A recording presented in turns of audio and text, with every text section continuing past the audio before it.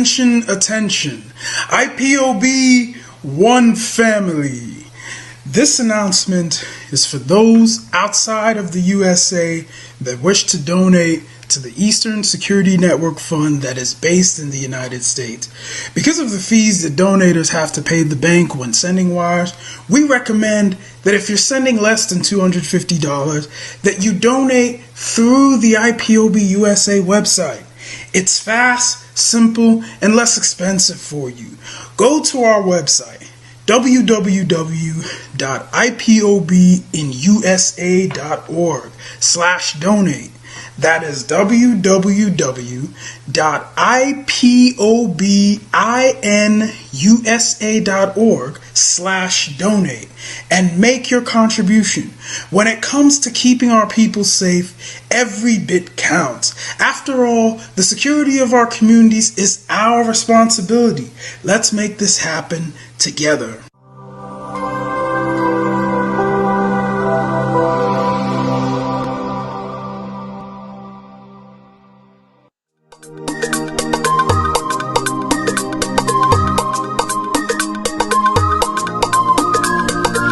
Yeah, Mr. Bella once again. Wisdom, kill it, come on, kill it. Say Biafra will not last forever. They say happy up in no go stand. What did they know? What do they know? What do they see? What do they see? If you give me a gun, I will shoot them aside. If you give me a gun, give me a gun, I will shoot them aside. If you give me a gun, I will shoot them aside. If you give me a gun, give me a gun, I will shoot them aside. If you give me a gun, I will shoot them aside. No, no, no. Biafra will live forever. Biafra will live forever. Biafra will live forever. Biafra will live forever. Biafra will live forever. Biafra will live forever. Biafra will live forever. Biafra will live forever. Ogerugo manige tetanura. The lovers of Biafra. This is the time we need to come together and fight for what is belong to us. Ogerugo maniga bandizu, what make us a giant of Africa. Adam Pochinti na Sugo Mbogeru Nisina Nyama Kweno. Hello Lisa Binigwe, out of his wisdom, giving us somebody like Nnamdi Kanu for this our race to mission. Biafra will not last forever.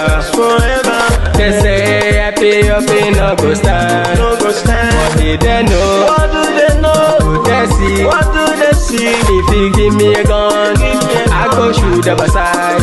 If you give me a gun, I go shoot them aside. If you give me a gun, I go shoot them aside. If you give me a gun, I go shoot them aside. If you give me a gun, I go shoot them aside. Oh no, no. See you joke, our hero have the force never stop. Nnamdi Kanu, but no phone will stop. He cannot stop. Biafra will live forever. Believe me.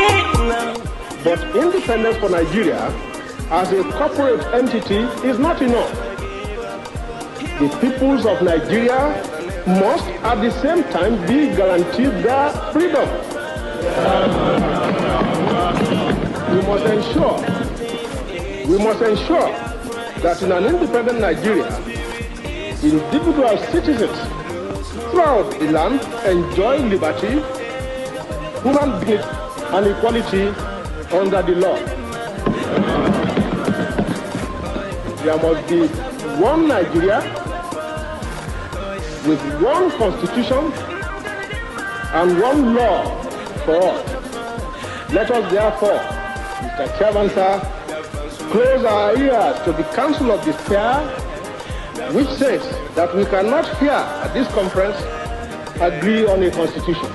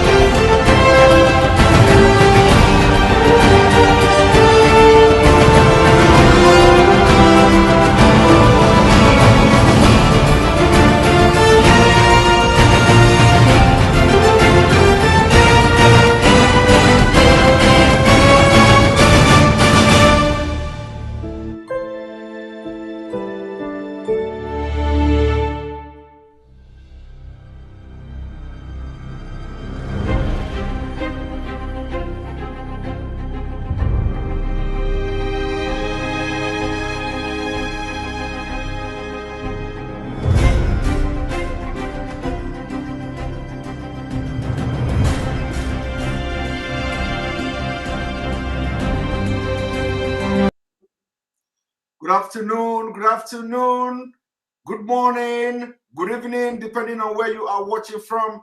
This is live and direct on Enter Biafra Channel 1. Welcome this afternoon. Today I close early enough from work.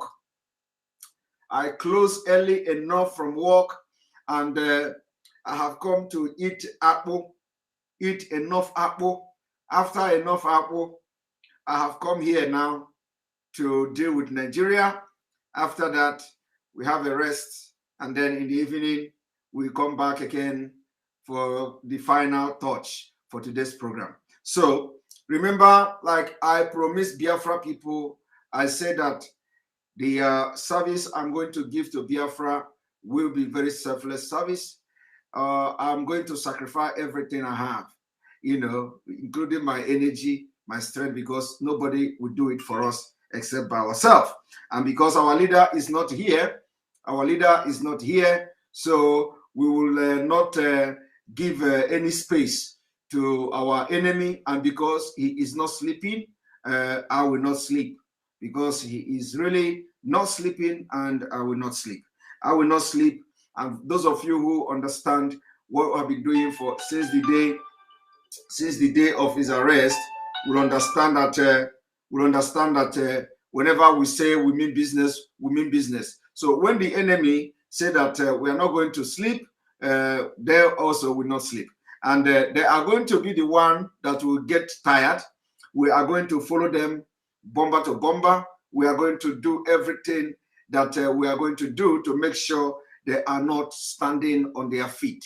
So this afternoon we have come again, and where it is happening is on Enter Biafra Channel 1.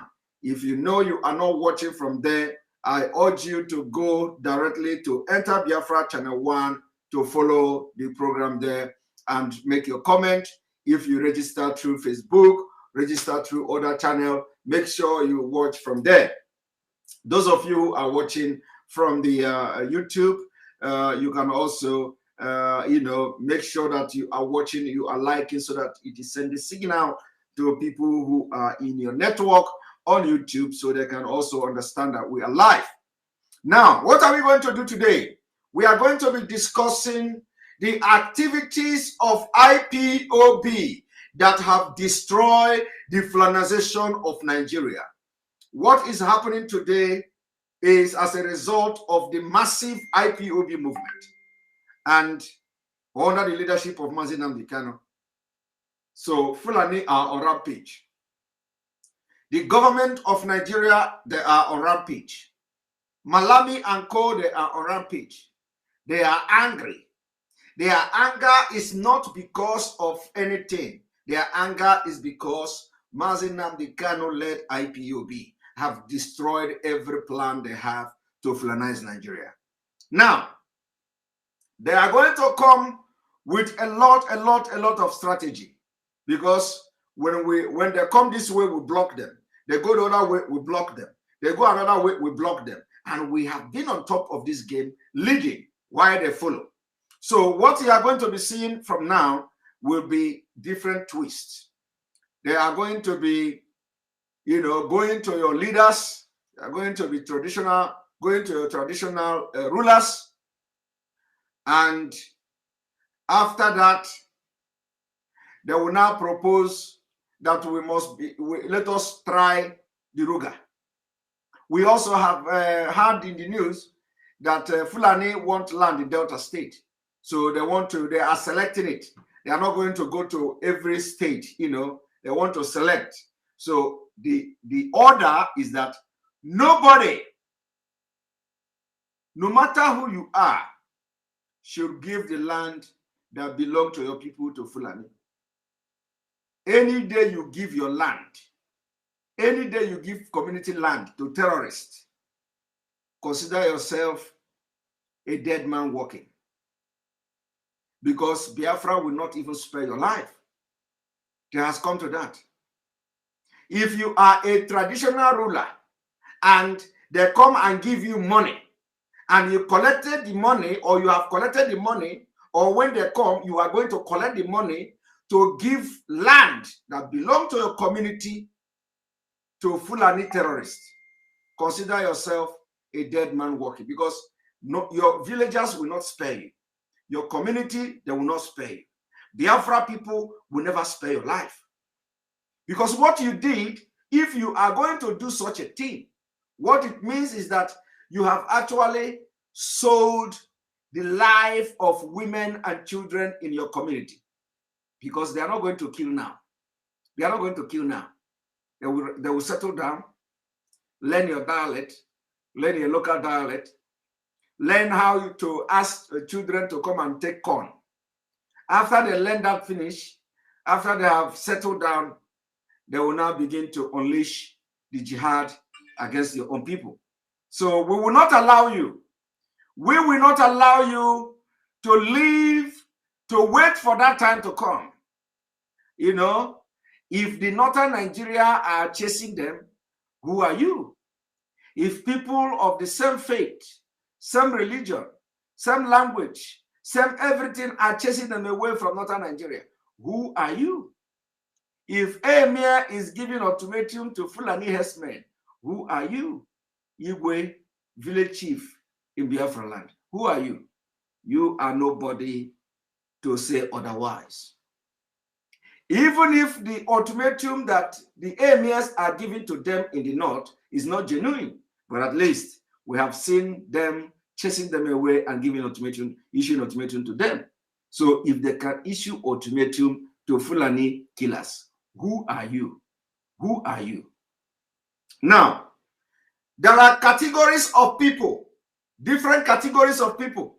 There are categories of people in Nigeria, all manner of people in Nigeria, especially those who say, I want Nigeria of my dream. Nigeria of my dream is Nigeria where everybody will live in peace. Nigeria of my dream is Nigeria where Fulani will not kill. My brother, if you are one of those who are saying Nigeria of your dream, make sure you dream that dream alone and never wake up, because we don't live in dream life. We Biafra people don't want to be part of a dream life. We are practical. We want to live in reality. We are the people that, you know, our own is to live in reality. We don't live a dream life. We've watched a lot of people who always come to say, hey, Nigeria, you know, everything is bad in Nigeria. I am not supporting the breakup of Nigeria. I am not supporting the breakup of Nigeria. But Nigeria is not working. So we need to see how to do to Nigeria to work. I want to be part of Nigeria. Nigeria of my dream is a Nigeria where Igbo person will treat Yoruba person like the same, where Yoruba person will treat Hausa person like the same. That is the Nigeria of my dream. My people, we have grown past that kind of level of thinking. If you at this age continue to come out in public to tell the world that you want Nigeria of your dream, my brother, go and continue to dream, because it is only in dreamland you live you know, you fly. It is only in dream human being will grow wing and fly. It can't happen physical. It can't happen in reality. So each time you want to live in a better Nigeria, just go inside your dream and start dreaming. But when it comes to life, real life here, don't count us. We can never be part of your dream, because that dream is what you have been dreaming since 1960. You dream that Nigeria must be one. You are dreaming that a Nigeria where the diversity will come together. You want to dream in a Nigeria where you go and marry Ajia, and where Ajia will come and marry you. You want a dream Nigeria where Fulani will come, you will pound the yam and give Fulani.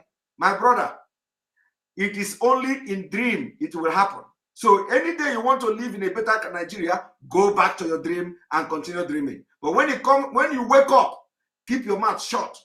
Because if you wake up to reality. You wake up to regional Nigeria where terrorists is in government. You wake up to regional Nigeria where the ulterior motive of the Fulani is to take over Nigeria. You wake up to original Nigeria where we are all in exile, fighting for the freedom of our people back home. That is exactly the. So when you wake up, you keep your mouth shut. Because even you that is dreaming, you know that in your dream, you can even fight Nigeria in your dream. You know that in your dream you can bomb Aso Rock. But once you wake up, allow us to do this thing we are doing and don't come and interfere, telling us how you want Nigeria dream, Nigeria of your dream. So on this note, my people, I'm going to start immediately without wasting of your time. We have one of our brother that we are going to listen to his video. Sometime you wonder what is wrong.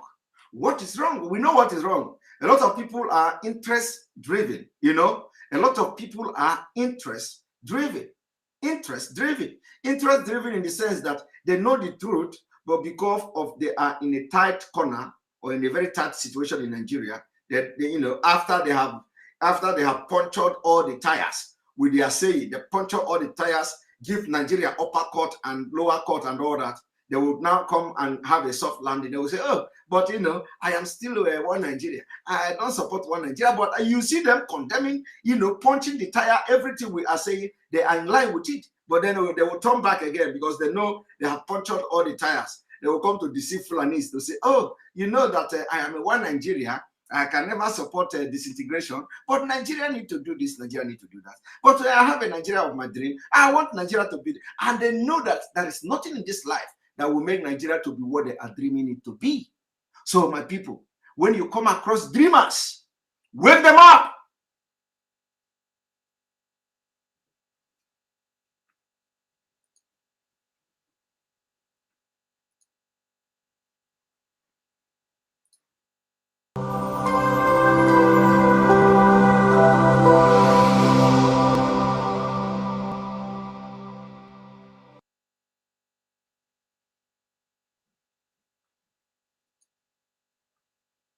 A political holding at the moment with a wave of secessionist movements across the country, stemming from a rapidly degenerating and a political and social conflict between the federal government and the constituent groups. Fueling this separatist movement is the government's sense of impunity, the widespread poverty in the country, the chronic underdevelopment and worsening levels of insecurity, especially the threat posed by the attacks of nomadic Fulani headsmen. Questions are being raised. Is this government unwittingly radicalizing the public against itself? We'd also examine these complex issues and other legal issues associated with Nnamdi Kanu's arrest, trial, and the agitations from the Southeast. We have Barrister Malcolm Omehobo. It's a pleasure having you on Sahara TV again, sir. I'm grateful to be here. Barrister.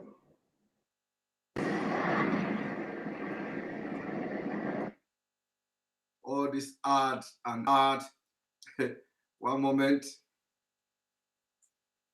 With regards to the trial of a conundrum at this point in time, with regards to the trial of Nnamdi Kanu and other secessionist movements across the country, questions are being raised as to the fact that is this government, this Buhari-led government, is it unwittingly radicalizing the public against itself? What's your reaction? My reactions is like yours or every other Nigerian citizen, that the government is responsible for what's happening in the country today. You call these people separationists. They are not really separationists. They are agitators. We have not gotten to the level of separationists. When we get to that level, the government will know. And that is the next level. After agitation, it gets to a situation where people will say we must leave. And that's the stage we are about to get to. The government ordinarily, why would the government fail to listen to people? People agitating, asking for their rights. What rights are they even asking for? Right to life. Right to life. We as a people, we have been given life, right to life by God. It's a right that no man can take from you. But we have surrendered it to the state and say, okay, I give you my life, protect me. The state cannot protect the people.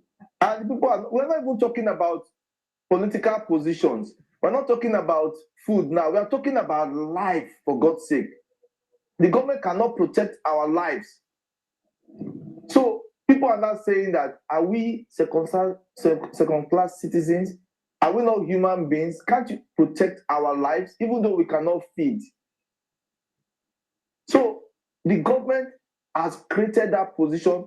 They want you to discuss, but they know that you will not succeed because of this evil document called the 1999 Constitution.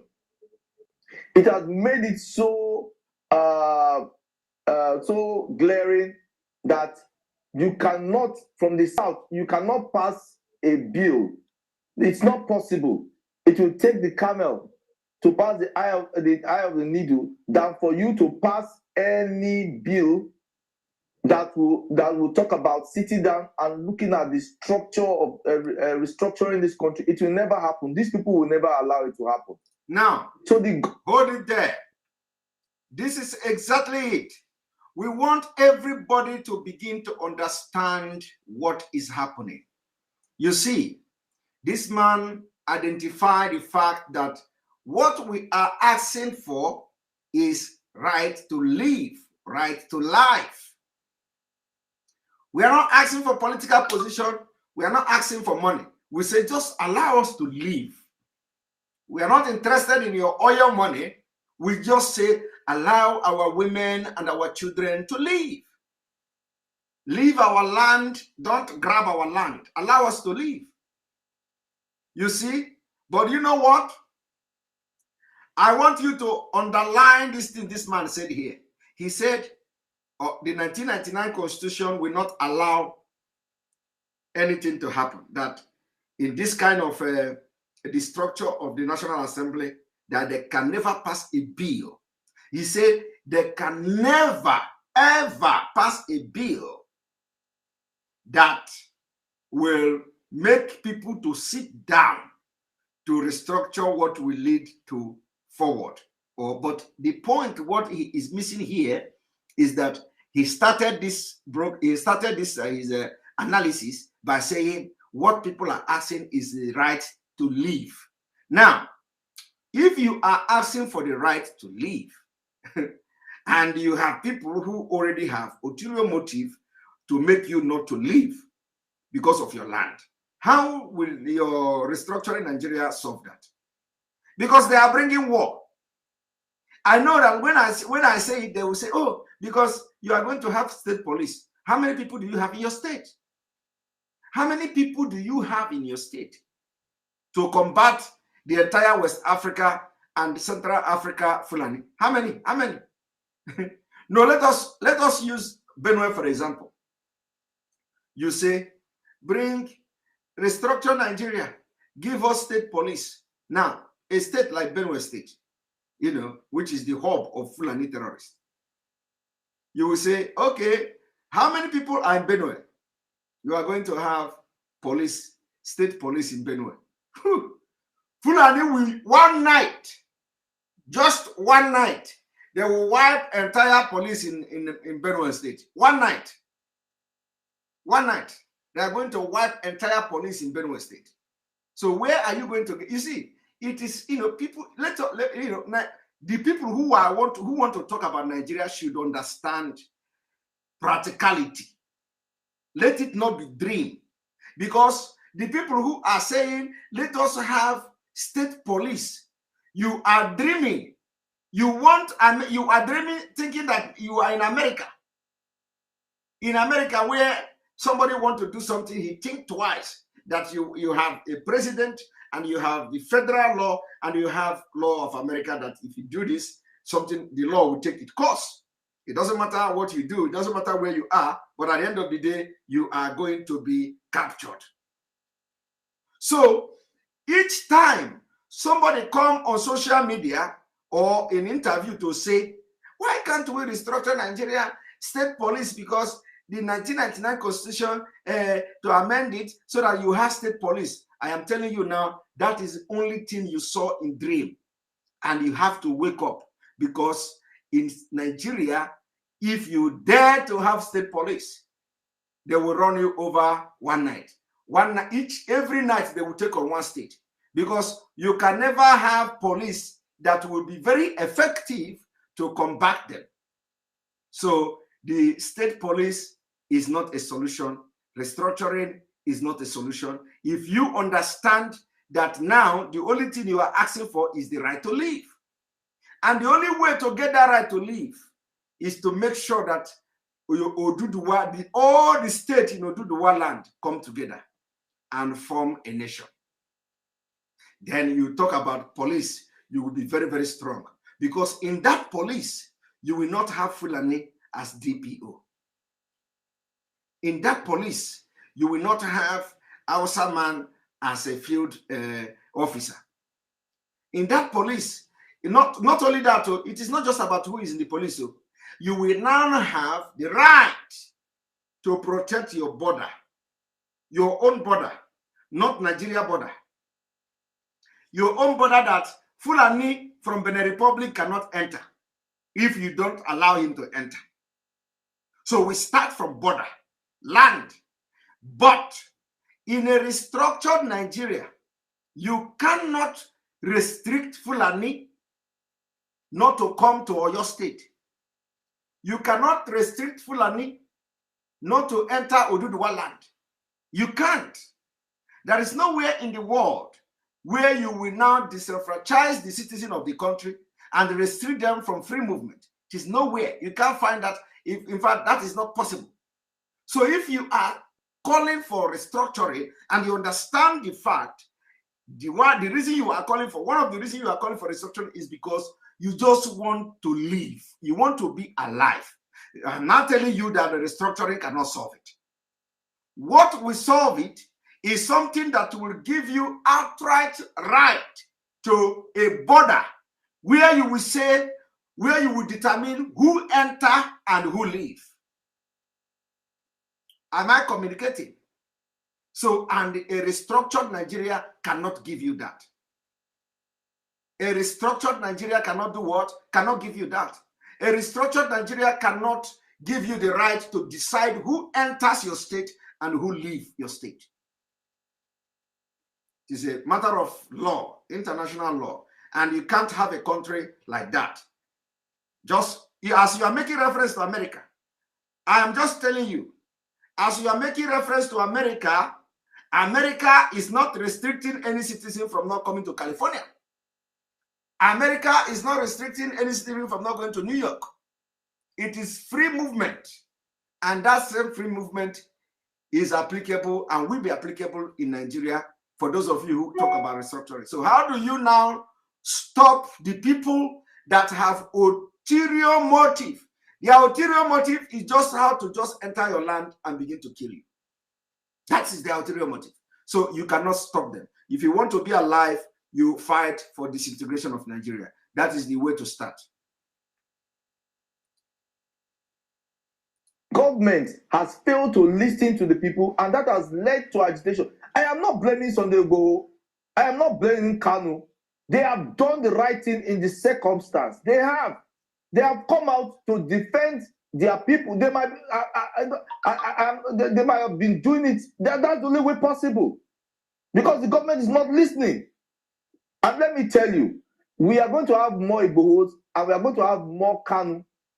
Yes, I am telling you, we have major 250 ethnic nationalities in Nigeria. I will tell you what, that the federal government, they should be ready for it, because there's going to be agitation even from the north, even from Katsina. In the south here, we just believe that it is you just have Hausa and Fulani alone in the north. No, we even have more ethnic nationalities in the north than we have in the south. Do you know, in the whole west we have just Yoruba. In the whole east we have just Igbos. If you go to Adamawa, from this street to this street, you see different people. They don't speak the same language. They don't have the same culture. The only thing they have in common is that they are living side by side. They are neighbors and they respect themselves. Some are not Christians, So I'm not Muslim. So these people now, they are now becoming aware of what the government is doing, that they want to Fulanize this country. They want to grab the whole land and take everything. Now, how can you explain a situation like this? You arrest agitators, but you refuse to arrest bandits. You arrest agitators, but you refuse to arrest terrorists, people who have shot down a country's aircraft, people who have posted a flag in Mina less than 2 hours to your capital. Have you ever heard about that story? It has died down because the government is a terrorist. I repeat, the Nigerian government is a terrorist government. Now, did you hear that? That is exactly what we are telling you, because the government is a terrorist government. Nigeria government is a terrorist government. And the one, you see, we have been singing it. You didn't believe us. We have been singing it. You didn't believe us. Now, that thing is sinking in everybody's head, because we are not just saying it for saying its sake. When we call Nigeria government terrorist government, you people called us miscreant. Now, everybody is rising up to call them terrorists. And it's in Nigeria. Everybody. And if you say the Nigerian government is not a terrorist government, you tell us why you think they are not terrorist government. Because when we call them terrorist government, we give you reason. So, no matter how dumb your brain is, we are going to open it with fact. So after we open it with fact, you and God will be dealing in your bed while you sleep. You will go to sleep, and it doesn't matter how long it takes. It doesn't matter how many years or how many months or weeks it takes you. But what we know is that anytime you listen to our broadcast, anytime you listen to our preaching, you can never remain the same. It will continue to torture you. It will continue, because you can't hide. So once you go to bed, your eyes will be very wide open, and you will be thinking about the broadcast, you'll be thinking about this position, and it will continue to torture you until you begin to speak like this. Of course, I'm not saying that he speaks well, because at the end, he didn't speak well. And that is one of the reasons I'm making this video. I'm playing this video. But he did well by understanding the fact that Nigeria government is a terrorist government. So how do you, and he also understands that there is no way anything can work at the National Assembly. So it is already, but he ended up saying, I have Nigeria of my dream. That is where I am telling him never to wake up in that dream, because that dream will not come true. Now, let us continue.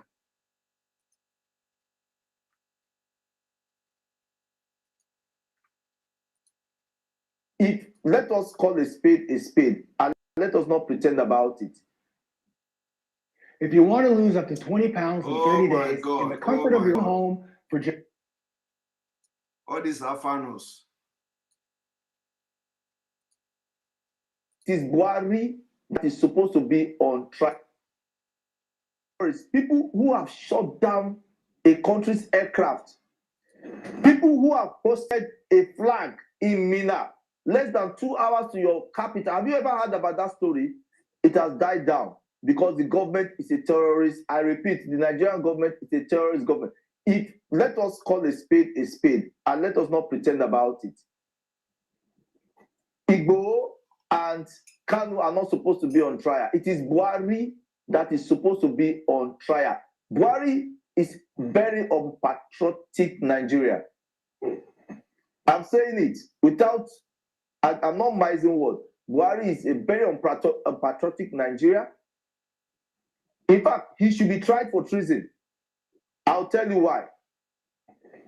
Some time ago, Buhari went to America, sat down there comfortably, discussing with the President of America, telling the President of America that our problem stems from Libya, that people who were fighting in Libya after the war had brought in arms and ammunition, sophisticated arms and ammunition to the Sahel, and have trickled down to Nigeria, and they are the cause of the instability in Nigeria, making it clear that it is not Nigerians that are causing our problems. They are foreigners.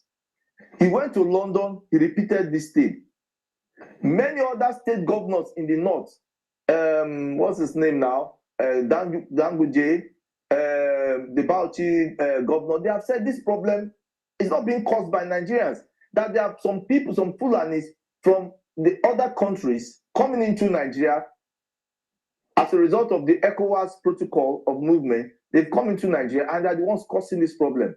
Now, if these are established facts, would you prefer these foreigners to your own countrymen? Why will you allow these foreigners to be killing your own countrymen and you refuse your fellow compatriots? You're allowing them to kill them and you're not doing anything. You're allowing them to shut down your educational system. They kidnap children, rape them, sodomize them, ask for ransom. Nobody's been arrested. Nobody's been prosecuted. What do you call that? Is that not being the act of lack of patriotism? Is that not treason? But you now people who are saying, no, you're not giving us enough job. You're not taking care of this. This is my resources that God gave me. Let me have enough. Let me stay under this. We agree on this, Nigeria, but let's negotiate this thing in line with what our founding fathers have brought us together, the basis. You say no, but yet you allow people to be killing people who are killing your own people, attacking the sovereignty of this country by hosting their flag. You have not tried them, you have not prosecuted them, you are forgiving them, you have sent them abroad for school, you have reintegrated them into the society. So who is supposed to stand trial? Malami is supposed to stand trial. Buhari is supposed to stand. They are the ones that should be prosecuted, not Kanu, not Igboho. Let's look at the Kanu's trial. Yeah.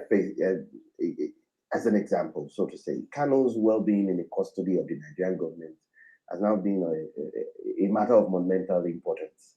And considering the fallout of the extrajudicial treatment, so to say, from arrest to the possibility of his torture and imprisonment with trial, and as one begins to wonder whether this is going to fuel more grievances, considering the fact that if the DSS failed to produce it in court for trial of Monday, and the court had to adjourn the trial to the 24th of October.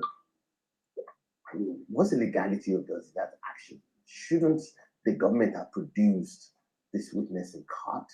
And shouldn't the courts have taken more concrete stance instead of adjourning the matter? Why is the government failing to produce Nnamdi Kanu in courts? Let's get your view on this. That's to tell you that the government and the people in government see themselves superior to others, that they can do anything to others without any consequence. How, if you as a government can spend money to, I don't use the word extradite, or what do you call it, from outside this country to bring this man here. If you can do that, then why can't you prosecute him? Then what's the essence of bringing him? To punish him? Kanu is innocent until proved guilty. He must be accorded all the respect of an innocent Nigerian citizen who is standing trial. There's no way that, in fact, it is highly irresponsible of the government, highly irresponsible and unacceptable to us, that they will come to court and start telling, that's how they manage this country. Ordinarily, to bring somebody in detention to court, you cannot. Can you manage a country? So there's no excuse, except they are just trying to douse tension, because actually, if Kanu had come to court that day, I don't know what would, to have been a different kettle of fish. So maybe the government is trying to study. I'm not making a case for them, but then there are ways they can handle this thing. Bring this man to court. The fact that the courts are going on vacation, yes, I agree, but you have this is a national issue, whether you like it or not, because it concerns one of the most the major ethnic group in Nigeria. You understand? And it's also a very powerful ethnic group in Nigeria. It concerns them. And that's why the government should expeditiously dispense with this case and let justice be done. Let justice prevail. That's it. There's no need to waste time. They should bring this man to court and prosecute him. If they think he has done, they have to prove their case beyond all reasonable doubt. Now, let me get your view on this, considering the actions of the government itself and the security forces and the drama that ensued on that day. I'm sure you heard about the fact that even the lawyers were earlier prevented from entering the courtroom on that particular day, which is quite weird, given the fact that he needed to have his legal representation, and the fact that some of the lawyers, he has not even been granted access to his lawyers. Now, there are concerns among the Easterners at this point in time, the Southeasterners, that Kanu may have been dead, or something may have happened to him, as a matter of fact, while he's still in the DSS custody, for the failure of the DSS to produce him. Now, the concerns now is that, will this not fuel more grievances of this separation movement?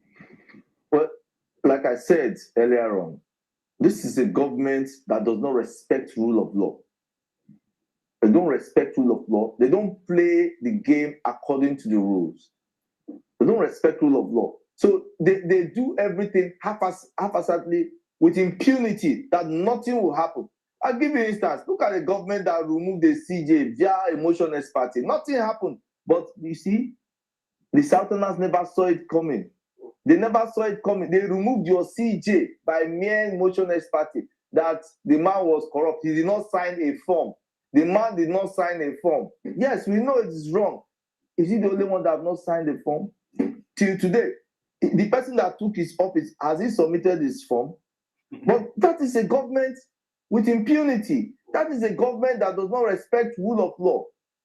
They don't respect rule of law, but they want rule of law to apply to other people because they are above the law. So the refusal to bring Kanu to court, like I said, is unacceptable. It is height of irresponsibility on their part, and it's bringing more suspicion that something would have happened. But I don't think anything has happened to Kanu. But there's no reason why they should not expedite this action. And as for the people involved, the Southeast, I advise them to be calm, to be law-abiding, because if they are not calm and law-abiding, if they descend so low with this government is already in the mud. They should not join this government in the mud, because if they join this government in the mud, the government will rob them, poto. So the best thing is for them to be calm. It's not, my advice to my Igbo brothers, it's not about physical strength. This war is a war of wit and intelligence. That is what will happen. It's a battle of wit, and it's not a war. It's not a physical stuff. Because if you are ready to battle the government, then you must be ready to battle the government. If you want to talk to the government, you must continue to talk to the government, and we all will see what's happening. That brings me to the issue of self-defense. Now, you see, the government as it is has disarmed Nigerians. They have disarmed Nigerians. And Nigerians have the myth. There's a mythology that Nigerians cannot own gun. It is not true. I'm advising every Nigerian, apply for guns. If the government fails to give you a gun, then there is need, then there will be the basis for civil disobedience. That's what we call civil disobedience. It is high time that Nigerians will have to display their own side of civility by disobeying the government. We can do it because the government is overstretched. What the government does not understand is that if there's a complete breakdown of law and order, the government cannot handle it. How many military men do we have? How many police? If, for instance, there is problem in Kafanchan right now, there's one in Bauchi, there's one in Plateau, there's like that all over Qatar, there's confusion, there's breakdown of law. Which government can handle it? No government can handle it. No government can handle it. So the bottom line is that the government should not allow Nigerians to go to the extent of disobeying the state, because the state has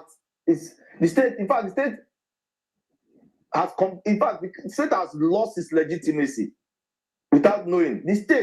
Nigerian state has lost its legitimacy, because very soon people will not respect the state anymore. They will do what pleases them, and there's nothing the state can do.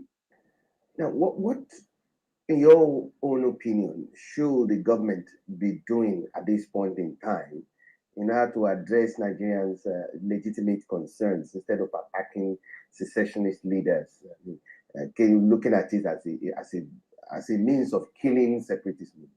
I don't want to use that word secessionist. When we get to that stage, we will know.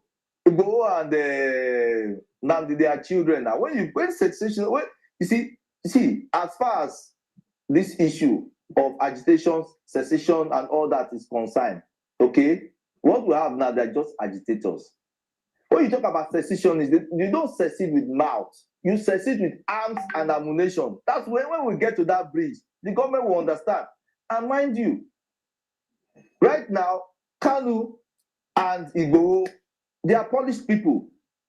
They are polished people that can still talk. The people that will come, there are people that cannot talk, people that they don't even want to, they are animals, they don't even want to listen. Talking about sitting down on the table is not an issue. They want to do what is in their mind. And that is when you now talk about having warlords. That's where we are going to, where we have warlords. You understand? Like in Afghanistan, like you have in Congo, like you have in Cameroon. You have people, warlords, who will take over different parts of Nigeria. And at that point, there will be no talking. So what the government can do to move this country forward is to come clean. Let us go back to the pre-military intervention into Nigerian politics. Where were we as at 1963? How can we improve on this?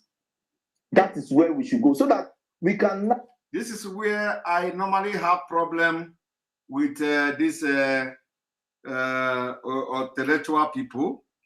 How can you be going back to 1963 when you actually know that the 1963, what is happening now, was a build-up, is something that a long time coming. So you cannot be saying you want to go back to 1963. 1963 have come and gone. 1963 have come and I don't know how Africa or Nigeria people are thinking. How can somebody want to go back to 1960? When Western world want to start to go to 30 years to come, where I am living now, when we are planning government here, we are planning 30 years. We have 30 years program. As I'm talking to you now, we have 30 years program. We have 30 years 30 good years to come. We are already planning. How can somebody be making reference to 1963? Because, do you know why? Because they lack critical thinking. You see, why some countries are very progressive is because they amend their laws every year. Every year, they change something, they add something according to how the economy, according to how the world, the global village is changing, according to how. So you change, you amend. You don't just come and say, I did it in 1960. It worked. So let us go back to 1960. What kind of nonsense is that? That is nonsense. And because in that 1963, there were no Fulani killing everybody in Biafra land. In that 1963, when as they are talking about, there were nobody being butchered and cut off their head in Yoruba land. In this same 1963 that this man is referring to, in Agato, nobody was killed. As I'm talking to you today, they raised over 250 houses in Plateau State. In 1963, it didn't happen. So people should stop dreaming. You see, what is bringing this kind of talk is too much dream. You know, some people have lose hope in their life. They have struggled and struggled. And you know Nigeria. Nigeria, the more you struggle, the harder it becomes. So they have struggled and struggled and struggled, and all they can do now is to go to their bed every night and dream. The dream of how Nigeria was flying in the air. The dream of how elephant went to Aso Rock and killed Buhari. The dream of how all the presidency, they drank a sniper and all of them died. And then they will wake up and follow you to prayer. Stop dreaming. 1963 is not 2021. A lot have changed. And let me tell you, in case you do not know what have changed between 1963 and 2021, I am telling you now, in 1963, there were no Boko Haram in Nigeria. And nobody knew in 1963 that there will be something you call Boko Haram. In fact, in 1963, Nigeria did not see terrorists coming to Nigeria. But today, you have terrorists. So, if terrorists were there in 1963, you wouldn't have that thing you are referring to now. You would not have the structure you have in 1963 that you are making reference to. In 1963, you do not have Ansar. You do not have Al-Qaeda. You do not have bandit kidnapping and abducting people from school. You don't have it. Because if you do have it, you may not have that structure you had in 1963. So before you come back, or before you come to, instead of making progressive, you are retrograding. Retrogressive. People are making, we, the Biafra people, we want to go forward. We want to do things we have not done before, not what we have done in 1960. Who does that? ISWAP was not there. ISWAP was not there. Fulani had not been killing people in 1960. Fulani was not killing people in 1960. So how can you come back now and tell us that, in 1960, the Nigeria was this, the economy was booming, the Igbo people was doing this, Yoruba was doing that, Hausa was have their pyramid. So let us go back to 1960 so that the pyramid of Hausa people will come back. It can never come back. During 1963, you do not have the oil you have now. You know, that time people did not know that oil is money.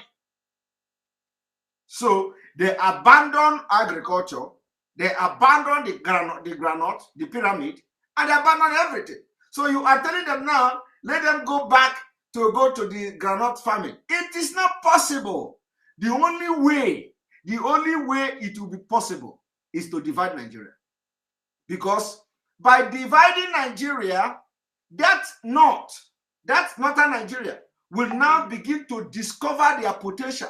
If their potential were in that granite pyramid, they are going to go back there. You see, if their potential is in granite, they're going to go back to granite and they will start exporting it. That is the only way. But for now, with this Nigeria as a country, no tribe will ever, attain their potential. No tribe, not Biafra, not Oduduwa, not Fulani, and also, although Fulani is not even a tribe in Nigeria. So let us not give them that accolade. They are not tribe in Nigeria. Fulani is never a tribe in Nigeria. You know. So now, when you come and say this kind of thing, it boils my stomach. So if you know this man, tell him that why I am playing this video is for people like him to change the narrative, because he knows what he said here means that he knows the truth. So even if this thing he's saying now is something that he knows, let him not say it out, because he is confusing people who may not understand him. He is confusing people. So he should just say that thing he said in the beginning and just leave this kind of thing, because he's contradicting himself. He made a lot of sense at the same time contradicting himself. So he needs somebody to open his brain to now explain what he means and what he's trying to say. How can he be saying all these things and then want to go back to 1963? We are telling him, because he's not the only one saying this 1963. All these politicians you see today flying that they are the decision makers, all of them want to go back to 1963. But what they don't understand is that 1963, you can't go back to 1963. 1963 has come and gone. You can't go back there. Have you ever come across any place in the world, especially in Western world or America, where America will be telling you, oh, in 1940 something, we had this law, we abolish it. We abolish it. We have to come back to it again. I am asking you, you can never see that. Go to America history, where you have so many laws that have been removed and amended. You can never come across a law where America say, okay, in 1945, we have this law, let us go back there and invoke the law again. It doesn't work like that. It is progress, except if the situation requires. If the situation requires that if they go back to that 1945 law, it will now bring progress to America. And they will do it because America is always innovative. They are researching and whatever is good for their country. So, but what we are saying now is that without even research, every person know that 1963 have come and gone. So can these people, if you know this man and the people that think like him, can they now look forward and focus? Can these people focus and stop distracting us and stop, drawing us backward? Because when they give the opportunity to air their view like this, after making sense, they will begin to talk like people that Fulani are somewhere remote. How can he want to go back to 1963? With all the things I have just said now, the terrorists there, the killing there, the Fulani herdsmen there, how can he prevent them from coming? How can he prevent them? With 1963 structure, it is not possible. It is not possible. If there were no Fulani motive of colonization of Nigeria ahead, we will say, okay, let us try it. But as I'm talking to you now, that structure of 1963 is not feasible. And I don't know where they are bringing this brain from. Now, East region. The other day I was in Ibadan. My God, I was marveling. When I looked at the edifice of Cocoa building, I was looking at it. I said, God. I said, did somebody build this thing in 1960 something?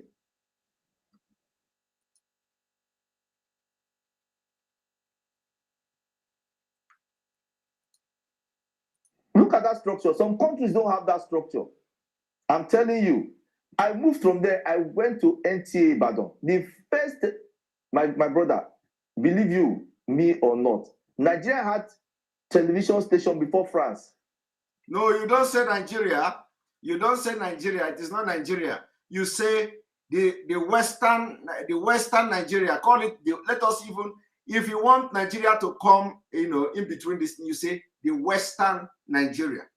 The Western Nigeria, the Western region. It is not Nigeria. Nigeria did not have television before France. It was Yorubas that had television before France.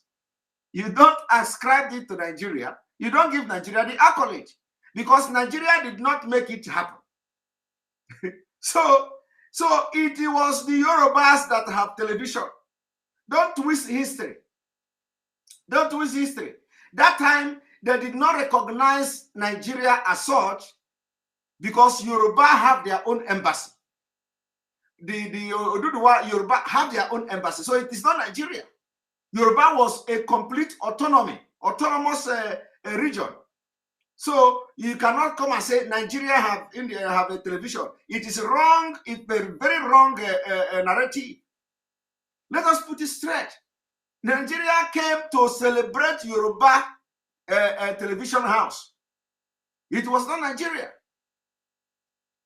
Even that time, Yoruba have their own money. Oduduwa have their own currency. They have embassy. they have a consulate embassy in the United Kingdom. They have their own passport. So you cannot come and say Nigeria. It's not Nigeria. Let us not twist the history. It is Western Nigeria. Western Nigeria. So you don't say it's Nigeria. Nigeria did not make it happen. You see?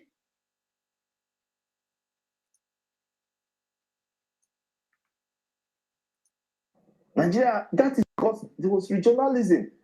The East, they were doing their own thing. The North, there was competition everywhere, healthy competition. You have the free education in the West.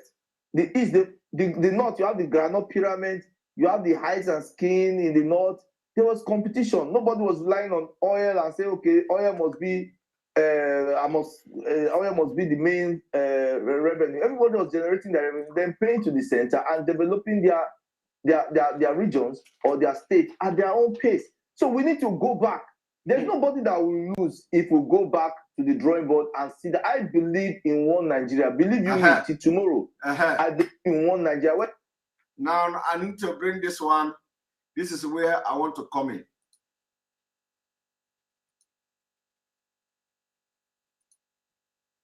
This is where I want to come in. After they will speak like human being, you know.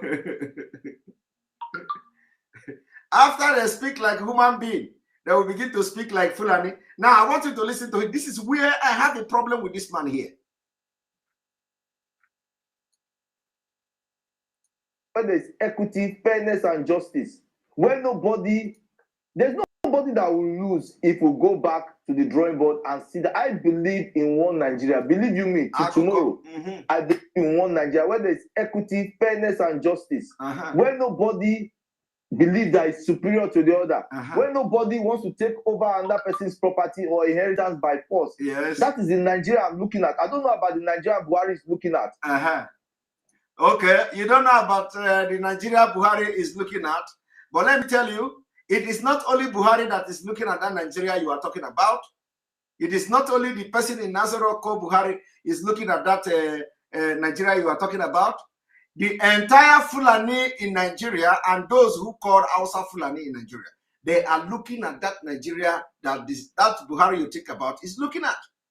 The entire people at the National Assembly,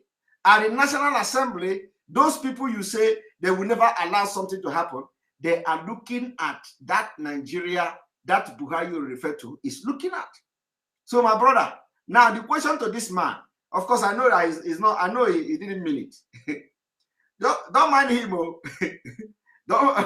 don't mind him. Oh. You know how he has punctured them now. He has punctured them, give them uppercut and all that in his analysis, and then he come here now. he want to bail himself. So don't mind him. We know them. He don't believe in one Nigeria. Forget all this things. He don't believe in one Nigeria, but because he want to use this one to bail himself, so that if they come for him tomorrow, he will tell them that he is one Nigeria. Did you not hear me? We know them. But my point is that he can still make this his point without coming back to do what he's doing now. You understand? Because what he's doing now, for people who don't understand him, these are the people that will be giving and misleading people, giving people some fake hope in Nigeria. You understand? So somebody who listens to him, somebody who believes in him, if we say, this my boy is talking about one Nigeria. Okay, now maybe this Nigeria will be good though. So he don't mislead that person with that. You understand? So, but somebody like me, I understand him very well. I know that he didn't mean it. And I know that from the way he has talked, I know he don't mean it. I know it's just a way to, he's a lawyer now. He's a lawyer. If he don't do this, then it means that he don't know he don't defend himself. So he's a lawyer. He has to also put mechanism for self-defense. So he is saying this. Don't mind him. Don't mind him. He is not one Nigeria. He don't mean it, because there is no way he can discuss all these things he discussed here. There is no way he can have the sense and the brain to discuss these things he discussed here now and still turn back to say he believes in one Nigeria. It's a lie. You only want to deceive the malam. But me, somebody like me, I understand. But there are people who will not understand him. So don't listen to him. He's not serious. I don't know about the Nigeria that Malami is looking at. I'm looking at. I don't support any separation. People to separate from the country because we can prosper more being together. There's no land that is poor in Nigeria. Even Sokoto is richer than Israel. Tell me, what mineral resources does Israel have? What kind of soil does Israel have? Sokoto, or which state is the poorest in this country? Which is true. State. Which is true. And because that is the point, which is true. And the only reason, the only way Sokoto will understand this potential in them is by separation. So I want to listen. I would like this man to tell me how he wants to make that Nigeria to, because when we are talking about Nigeria, we are talking about human beings. We are talking about human beings. We are talking about the character of the people in Nigeria. You understand? And you can't change the character. So the Nigeria itself is a reflection of the character of the Nigeria people. Now, who are this character we are talking about? We are talking about the character of the presidency. We are talking about character of Malami. Like he's mentioning it now, these people, we don't know the Nigeria. So these are the character that reflect in Nigeria. So how are you going to now change this character of Kano people to understand, or Sokoto people, to understand that they have natural resources more than Israel? But you know what? Once you divide Nigeria, you don't need to remind them. They are going to take. In fact, once Nigeria is divided, they will be carrying the investors. Look here, we have this amount of mineral deposit here. Look there, we have that amount. They will be doing that themselves. You don't need to remind them. And you see that granite, they will go back to that granite pyramid because they will begin to discover their potential and what they are missing and what they have been missing for all this while. But with this situation of Nigeria, they can never do that. So I want this man to tell us how he intends to achieve this Nigeria dream, of this Nigeria of his dream. It is good sometimes. We have been challenging them. For example, somebody like him, I can take him on discussion, because not debate. Let him come and tell us how he think, he can, if, let's say, okay, now, let's give him president of Nigeria.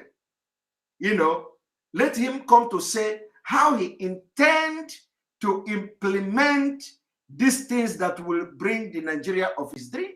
Do you know one thing he's going to tell you? Do you know one thing he's going to tell you? He's going to tell you, I will do this, I will do that, but then the National Assembly, when you vote now, they are going to be against it. Now, but what he will not tell you is how will he now convince that National Assembly to vote according to what favors and the progressive of Nigeria. That is what nobody will tell. Nobody will tell you that, because it is not possible. How can he now convince the Northerners that they should vote on something that will make Nigeria to progress? He cannot do it. He cannot do it. But he have Nigeria of his dream. He have Nigeria of his dream, and that is exactly the problem. I do not know those calling me all the time. That state is richer than most countries in Europe. So we need the government needs to come, because there's enough for everybody. They need to come clean and go back to the drawing board. Let us sit down and talk. It's better to judge than to war. We need to sit down and talk and be one great Nigeria. Those who are talking about Biafra and this, it's out of annoyance, because the Yoruba man will gain more in the one Nigeria. The Igbo man will gain more in the one Nigeria. The Fulani man will gain more in the one Nigeria. It's a lie. It's a lie. I have lived. is a lie. I am challenging this man. I am hereby challenging this man.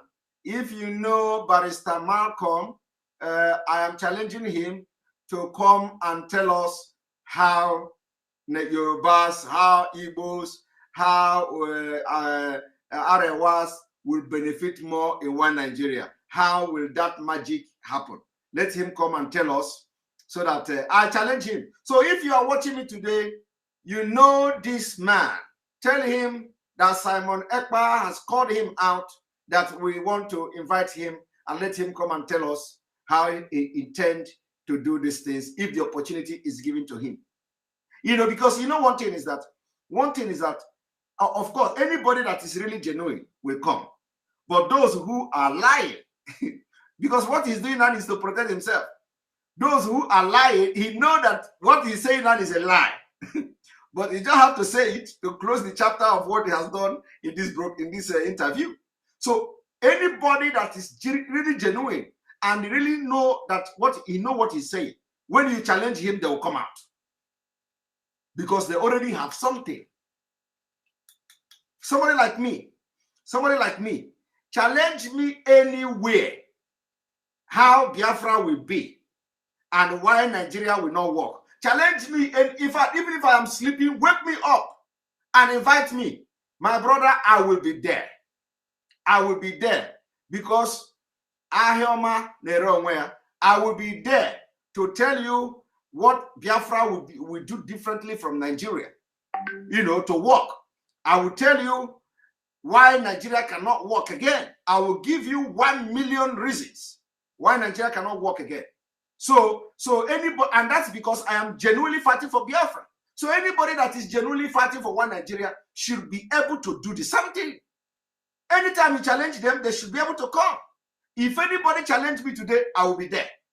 So now I'm challenging this man.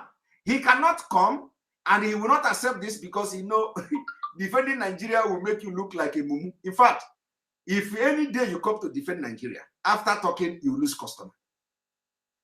As a lawyer, if he's still practicing, after talking, he is going to lose customer. Believe me, because no matter how brilliant you are, Nigeria is something you cannot defend. Any day you try it, you lose customer because people would think that this is who you are. But actually, that is not who you are. You understand? That is not who you are because defending Nigeria will make you look very stupid. Where are you going to start? How do you want to do it? So we want him, if he is really supporting Nigeria and really mean what he said, because I am personally believing he didn't mean it. So, but if he say, because he cannot be talking from both sides of his mouth. But if he say he mean it, I am challenging him today for a show and a debate on Nigeria. But let us watch him to the end.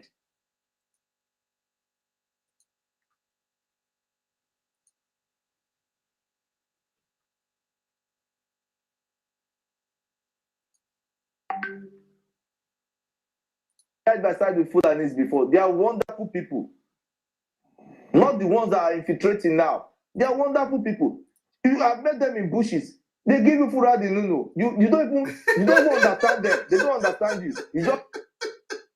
Okay, this man don't finally scatter table. he said if you meet Fulani in the bush, they give you Fura the Nuno. Oh my God! Hi. Hi, Warije.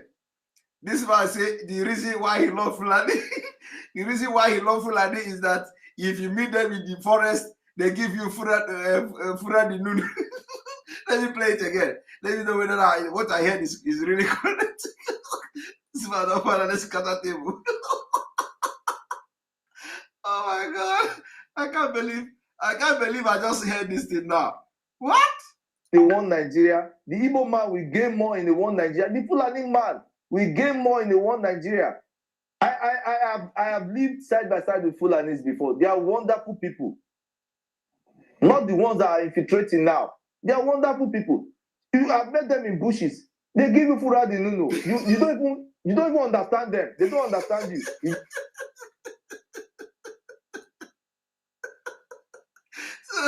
So, hey, Agogo. So the Fura, the Nunu is fine. So now we know where the problem is coming from. So this, you see, Fulani don't do something for nothing.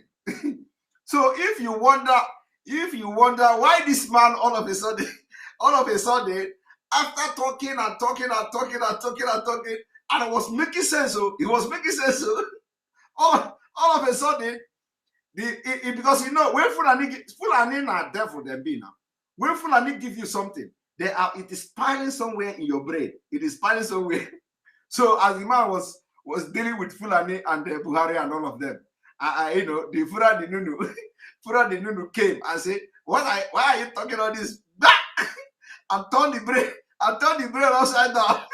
All of a sudden, somebody who was telling you how this government how Buhari should be in prison, how Malawi should be in prison, how they have made Sunday Igboho, how 20 Sunday Igboho is coming out, how, you know, all of a sudden, they're going to tell you how he loves Nigeria. So, you know where you see, they are giving you free Fura di Nunu. It's not free. It is not free. My people, it is not free. What you are listening to now is as a result of free Fura di Nunu.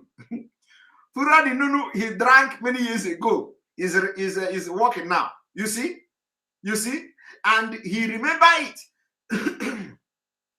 He remember it because it is not ordinary Fura di what? Nunu.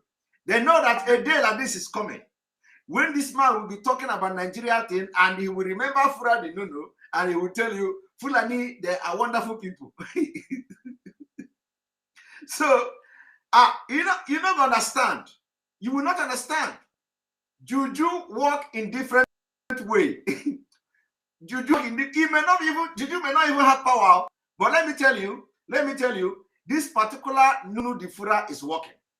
Because this man now, because of Nunu di Fura they gave to him, he now, you know, branded them as very good people. That he live side by side with Fulani, and Fulani are very good people, and not this one infiltrating them now. And this man don't know modus operandi of Fulani. He don't know. Because if he know, he will not say this. And our own is that we will not make assertion. We will not just say something without backing it up with evidence. You understand? We will not say something without backing it up. Now, when I say this man don't know the modus operandi of Fulanis, this is what I mean. He said those who live with them, give them Fura di Nunu. That is how Fulani do. What they do is that they will first of all come to your place. They will first of all come to your place and they will begin. And when they are coming, they are not coming that they are going to attack you after 5 years. No. But of course, now they will attack you within 5 years. But during that time, they have 30 years, 50 years plan. So it was not like they come now and they start attacking you. No. They have 50 years, 30 years plan.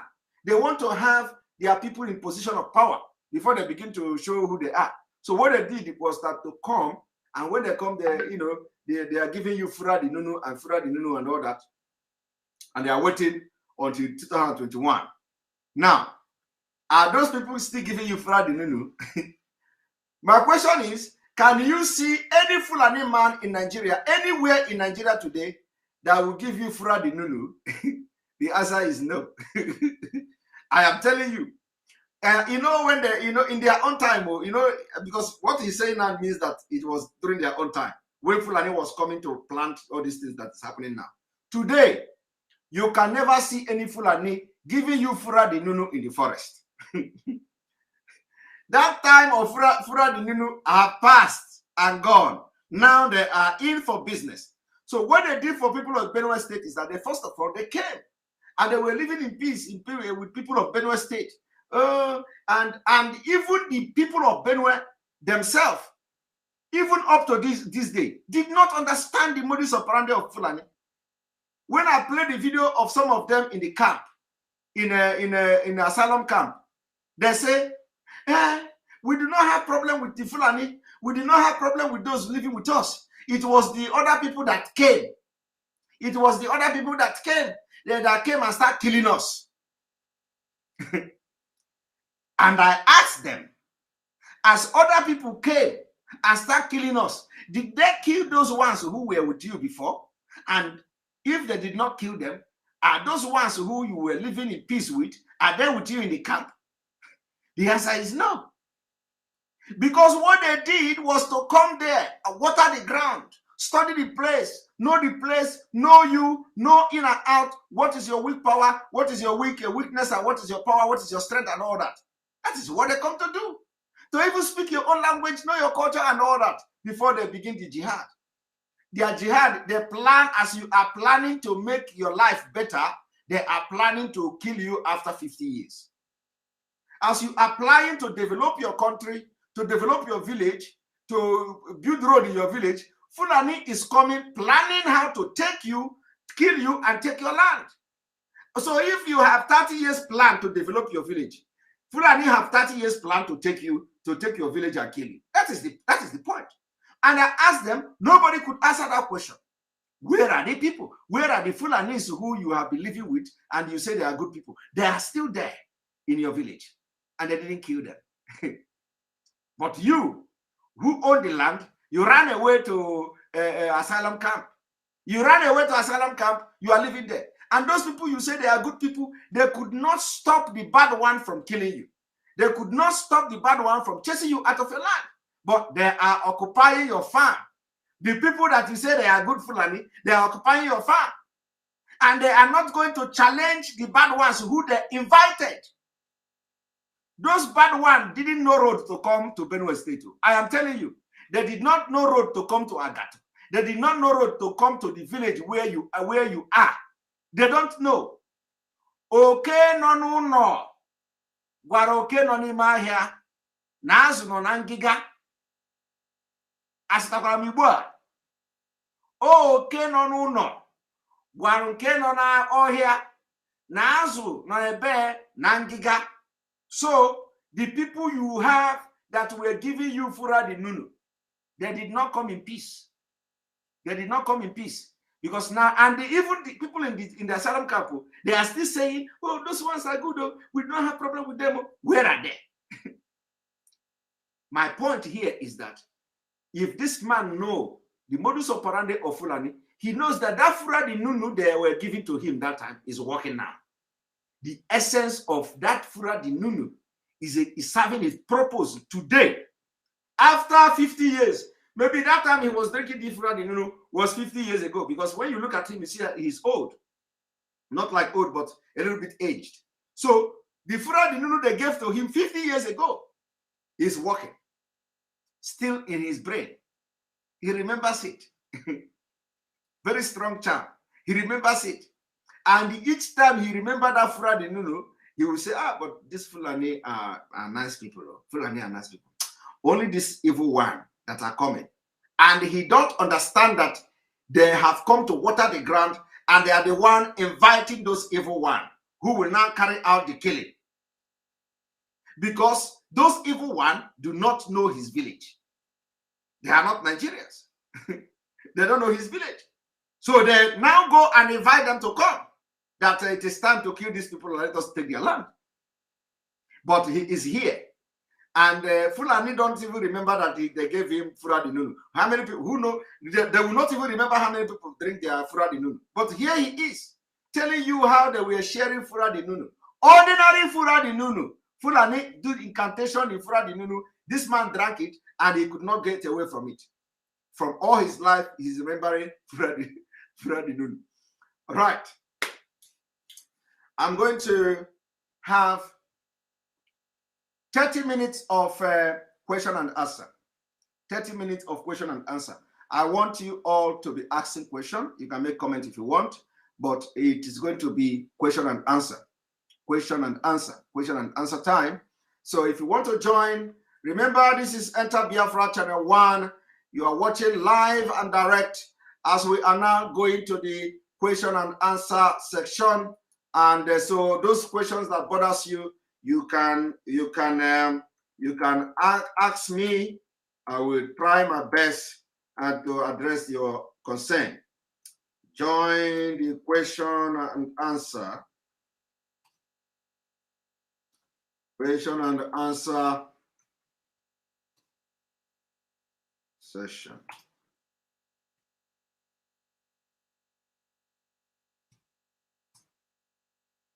Join the question and answer section. The link is being posted there.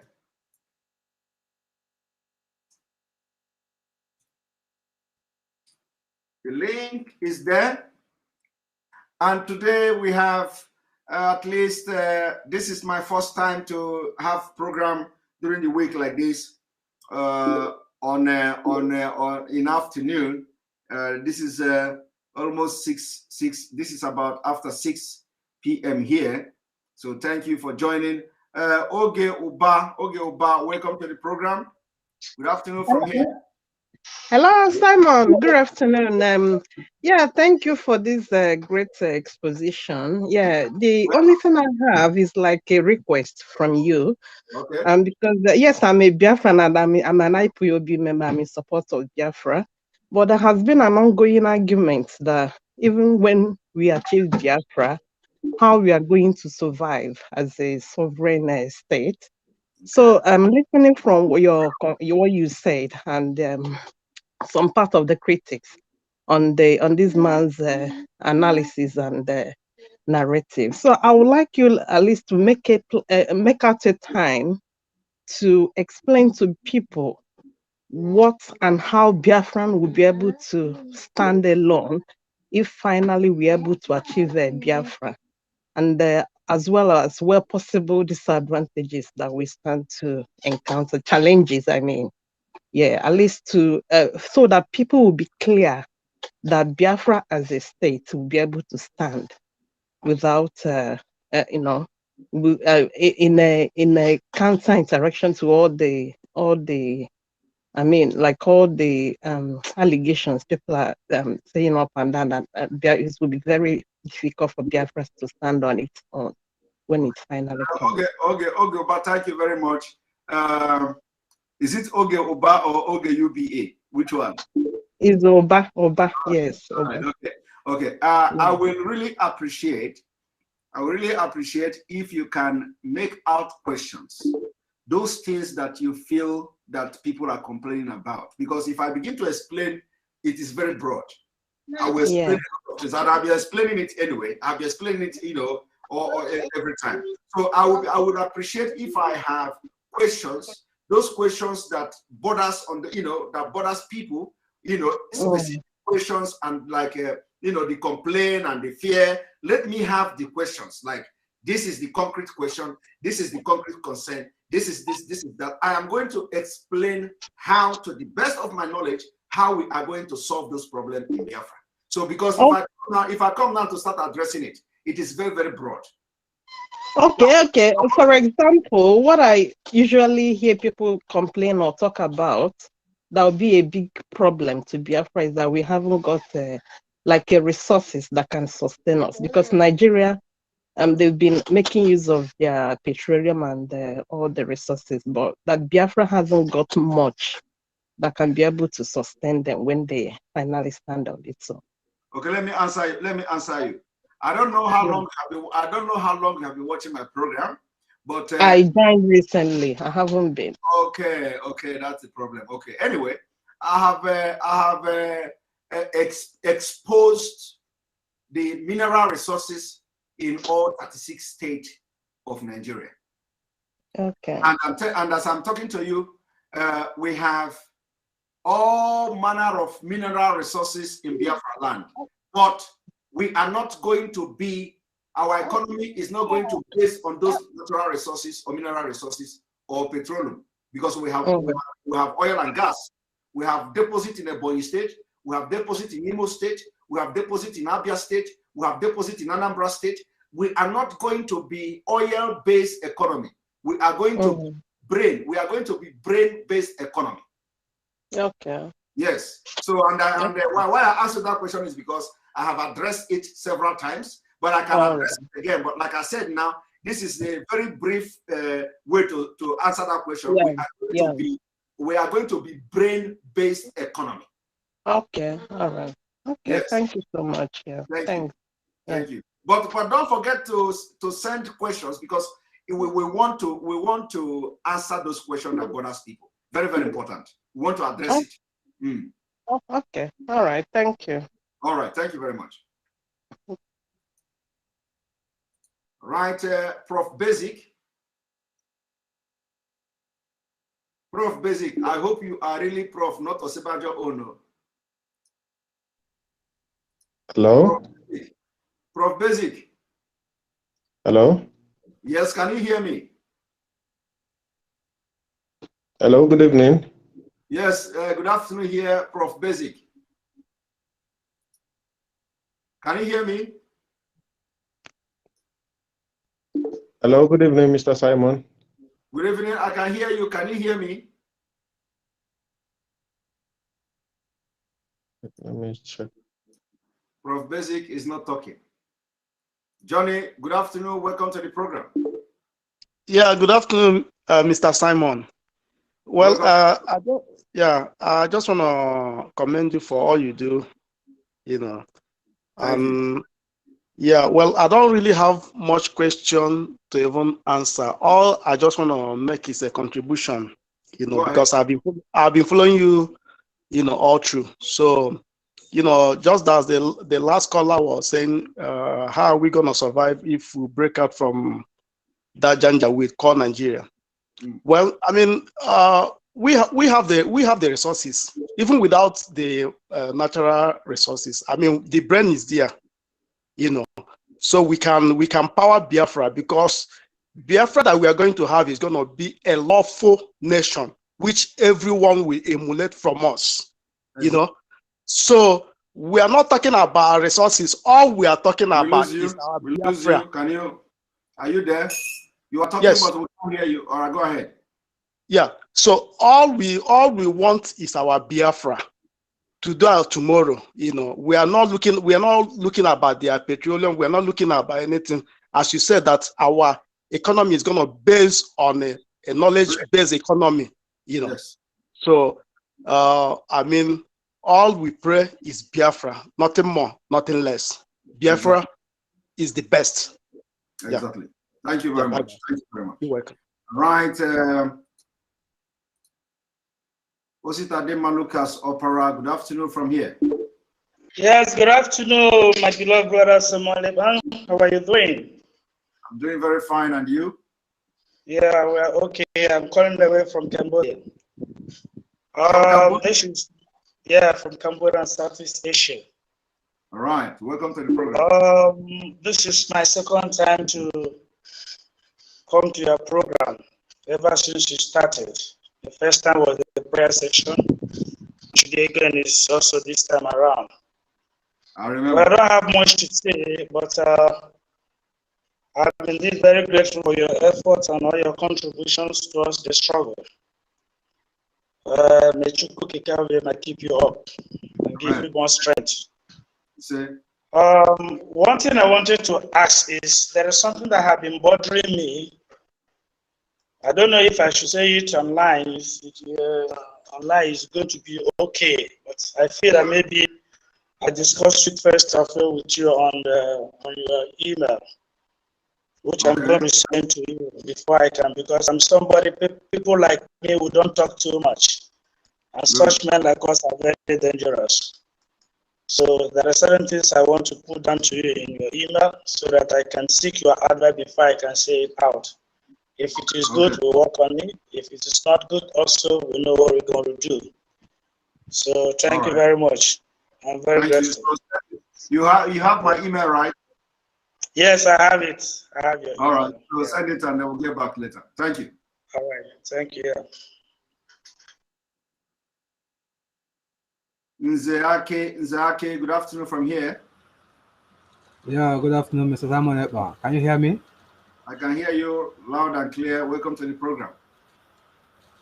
Okay, Mr. Simon, once again, I have to thank you for what I've been doing, and this is my first time. I've been watching you and UAE. You are doing marvelous. In fact, the way you analyze things are wonderful. And my question is this: onwe ka ndị Igbo si ajụ ajụjụ sị ịtara akwụ ka ọ ka ezegede. This man with white beard and white hair, listening to him, he condemned Nigeria and also contradict himself. One should not, because of what you gain from Nigeria, or just to say so that people will not come out. Don't even go there. Don't even go there. He is not serious. He was just trying to protect himself. So let us understand that. You know, he made a lot of good points. But at the end, what he said at the end is just a break. You know, you don't want to have one break. You have the double break. So you just don't. People should not take it very serious. You don't mean it. You don't mean it. Another thing is this. I want to just clarify. There was a lady that asked a question earlier.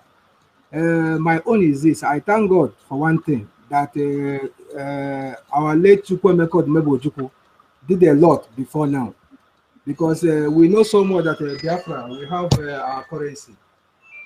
We have our currency, we have our flag, we have our map, we have our coat of arms. So at least he has set up a step where we will build, unlike we are just agitating to have a fresh nation. Biafra is not a fresh nation. It's a nation that existed before now. So whatever they use then to be able to develop, to create a currency, and they have a government that run for 3 years during the war, means that when we work on it, we'll become great. And thank God we have the brain, as you said, we are going to base it on the brain economy.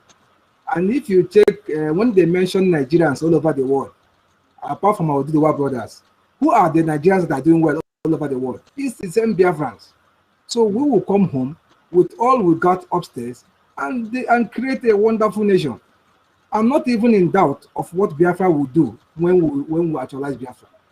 I'm 100% sure that among the African communities, among the African nations, that only Biafra will become number one and others will follow. I'm not trying to undermine our Oduduwa brothers, no, because I know what Biafrans can do. Let me tell you where I work. If you take where I work, as people say that, I'm the only Igbo man here. They are the only Biafra as well. When they call Nigeria, I tell them I'm not a Nigerian. They begin to wonder, where is this? Where is their country? I begin to show them and talk to them where you locate my country. So what I'm trying to say is that Igbos are everywhere and have all it takes in our head to do great. And I know if we have Biafra, we will do excellently or marvelously well. Thank you, Mr. Simon. God bless you. You are doing wonderful. Thank you very much for being part of the program. Thank you. All right, bro Chidera. Good afternoon from here. Chidera, good afternoon from here. Chidera is not talking, so we're going to bring Mazi Chinedum. Mazi Chinedum, good afternoon from here.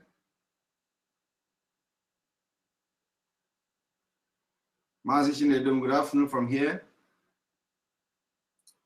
Mazi Chinedum is not talking. Vine Maxwell, good afternoon from here. Good afternoon, Simon. How are you? I'm all right, and you? I'm fine. I'm fine. It's been a while. I have been following through YouTube, but the Facebook, they blocked me because of some a piece that I wrote some time ago. So I've been following you through Enter Biafra and Good. YouTube. That is the essence of it. If you do not Enter Biafra, you will not watch me. And if YouTube block you, that is the end. So it's very important that you are watching also from Enter Biafra. Yes, please. My question is this.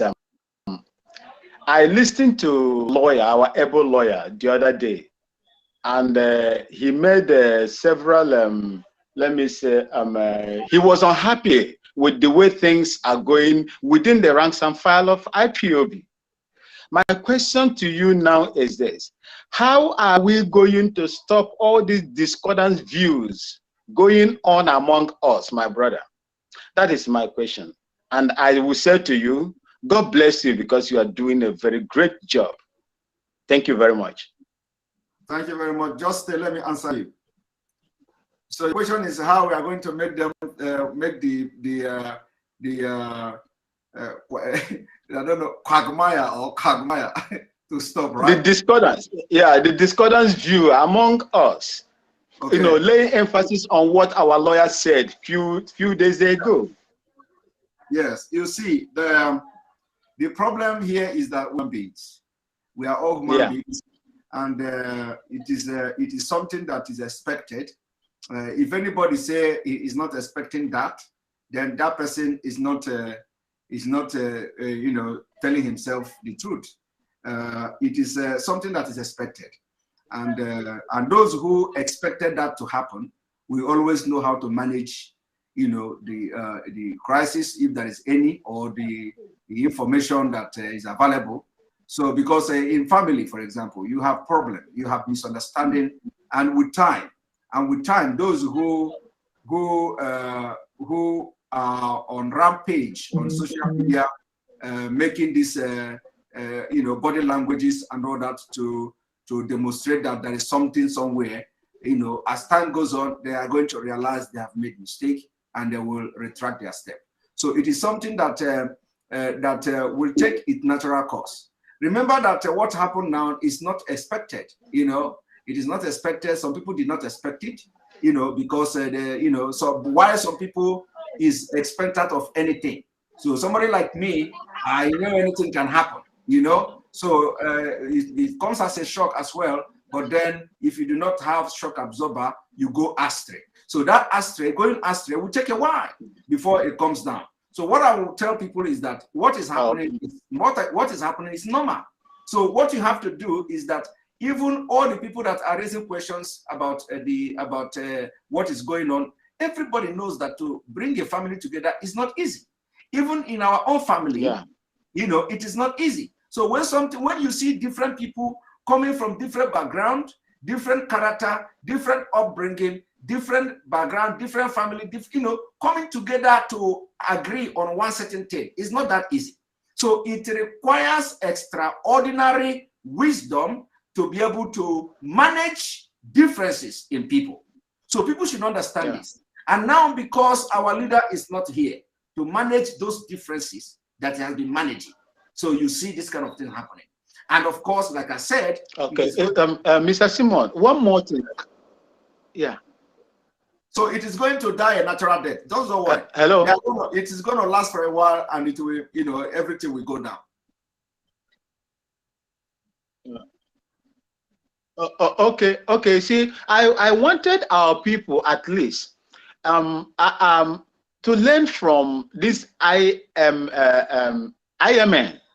When they locked their leader, you hardly see them coming out to castigate themselves in the media or in the media spaces. It's very difficult. I do not know why our people are so vulnerable to these kind of things. Always, some of us prove that they know too much. None of us, wants to learn from his or her brother. I watch Ezezaki groups when it was locked up. And during my service in the army, I know what they were doing in Zaria, where the man based. And when the man was locked up, you didn't see all these discordant views among them.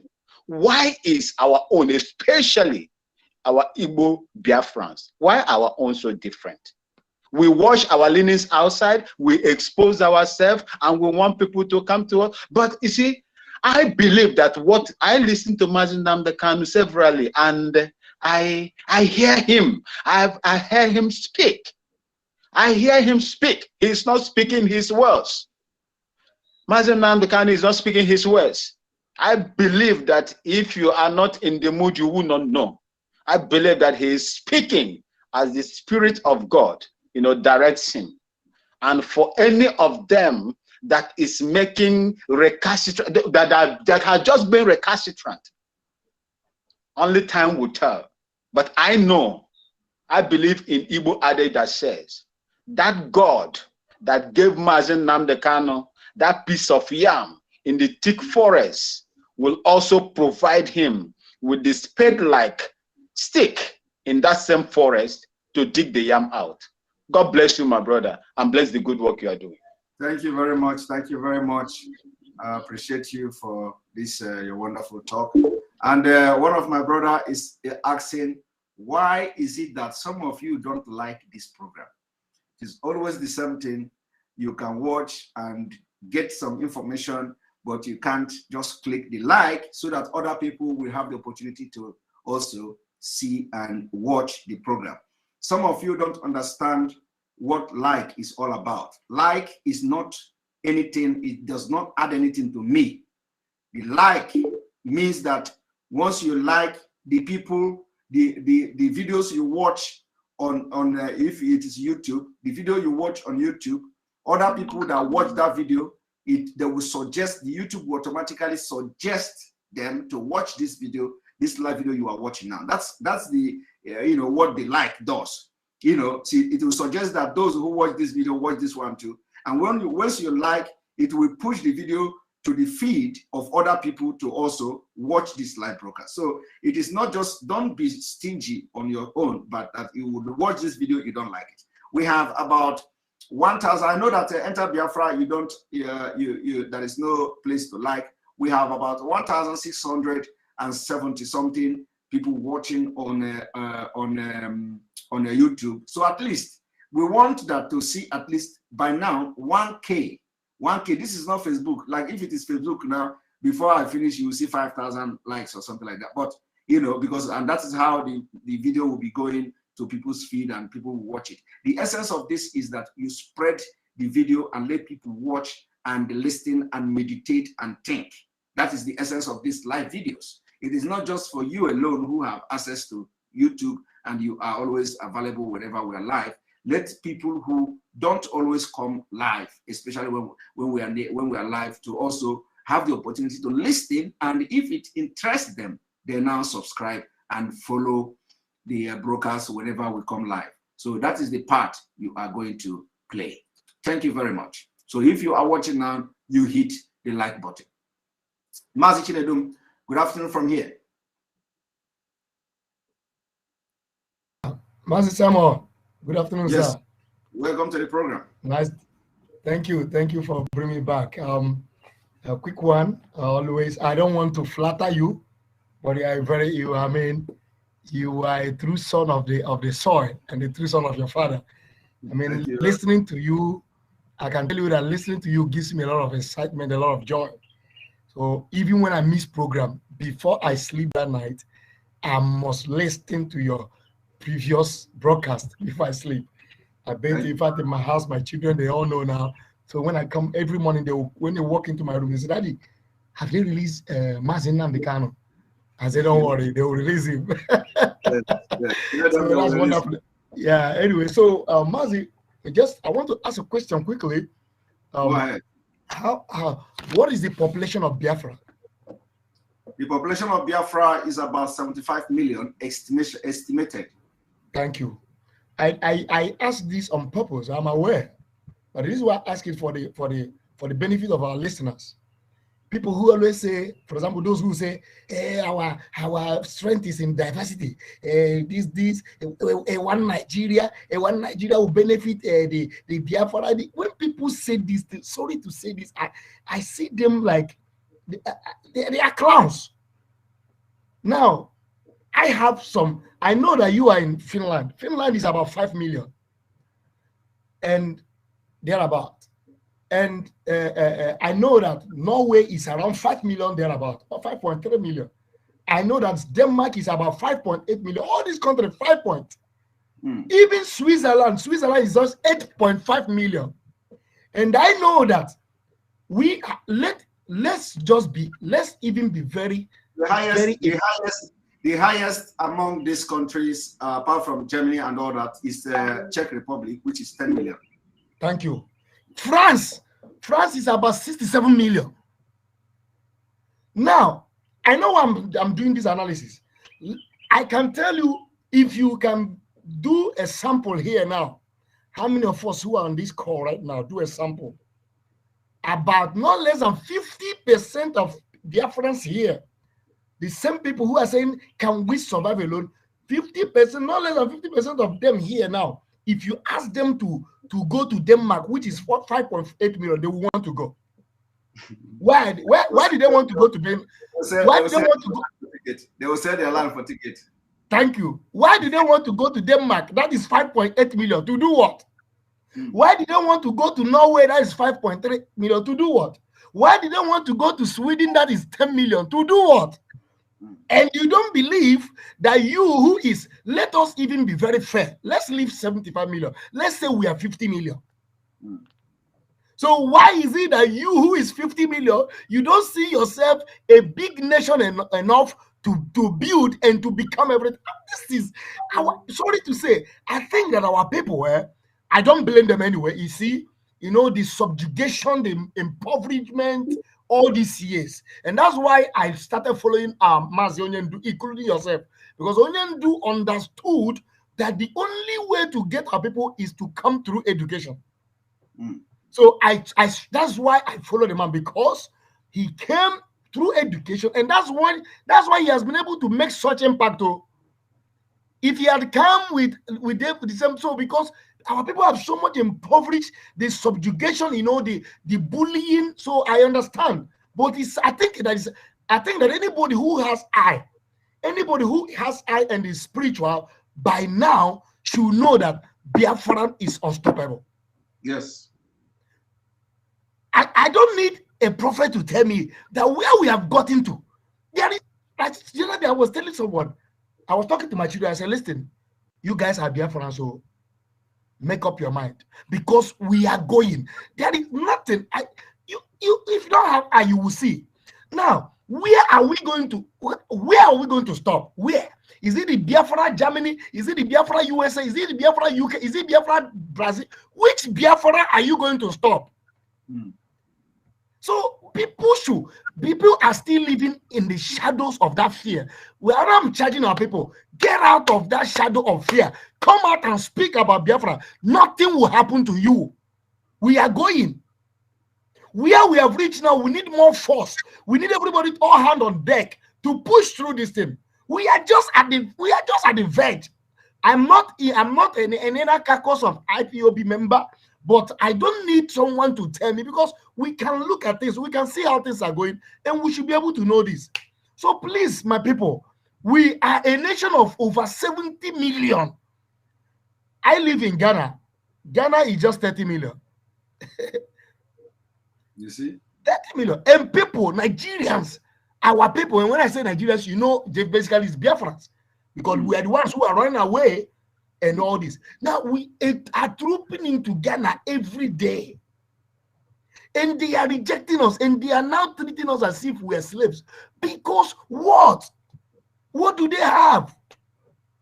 Now, to round up my destiny, what I want to tell our people is this. You see, when these people were making life difficult for us and we are all running away, when the lives of Mazi, our Onyendu, traveled to UK, when the lives of Mazi Simon went to Finland, and all our brothers and sisters scattered all over the world, then it looked like then they were winning. But what they did not know that those things are now working together for our good. And that is why, you know, Ndibo say that now, onye siawo, onye njem, onye ijeka, onye siawo hem ama. Yes. So now we know better than them. We have seen life. We've been to places. We've built connections. Let us take advantage of those contacts, those networks. Let us use it now for our benefit. Biafra is here. We are going. No going back. Nobody should be afraid. Nobody should be afraid. That is all I want to say. So we are a nation of 70 million. I want this to sink deep. And now let me remind you again that Switzerland is 8.5 million. I'm reminding our people who are listening. Norway, which is one of the best economy today in Europe, and Denmark and co, just 5 points. Sweden around 10 million. Austria, even let's say even Germany, just Germany is around 83 million. Okay, so and this is estimation. We know that when we gather, when Biafrans come back and we do it, so we'll hit that 80 million. So what is it at all that we cannot do as a nation? What is it at all that we cannot produce billionaires, the best brain that we already produce all over the world? So my people, and France, who is part of G, whatever they call themselves, who is part of world power, it's just about we are bigger than them, 67 million. And we are there, we are afraid, we are shaking as if, what is this? So thank you so much, Samuel, for your great job you are doing, brother. God continue to strengthen you. I couldn't join the other day, but I saw people pray. It pained me that I wasn't there to pray for my leader, but I'm praying in my closet. Thank you so much. Thank you very much for being part of the program. I'm going to bring you Chijioke. Chijioke, good afternoon and welcome to the program. Hello, good afternoon, Mazi. Can you hear me? Yes, I can hear you. Welcome to the program. Okay, I'm a first-time caller. I'm very, very happy with your program. But before I ask my question, I want to make some contribution because our people used to say, that is a wrong statement. Because most of the people who make this all those statements, they have not actually asked themselves what is the reason why our graduates, after they finish graduate from university or some after the O level, they run to Lagos, they run to other countries. It's because our land where we come from, Alibu, Adiem, Council Igbo Buko, no Igbo, the culture, but I'm one of them. So, Ebaisi, Adiem. Onye ọbara asịla ndị Igbo nke ọbụla gara ya afọ Igbo ya tee ya wala ebe ha dị oke ebe anyị si adịghị mma. China was like ndị Igbo before. Ha scatara ebe niile oge China nwere economic breakdown. Onye Igbo kpata ego ya batala ala Igbo bịa develop ala Igbo. Anyị jikọta nwe anyị aka anyị ji akọntribute ego asịla mmiri dị ala Igbo anyị ga-etinwu seaport dị. Ọ bụla ndị Igbo gbakọlọ la ndị Igbo erike iri ọnụ. I reckon I got a seaport like I did without federal government in me. My brother. Hello, I can hear you. Yes, hello.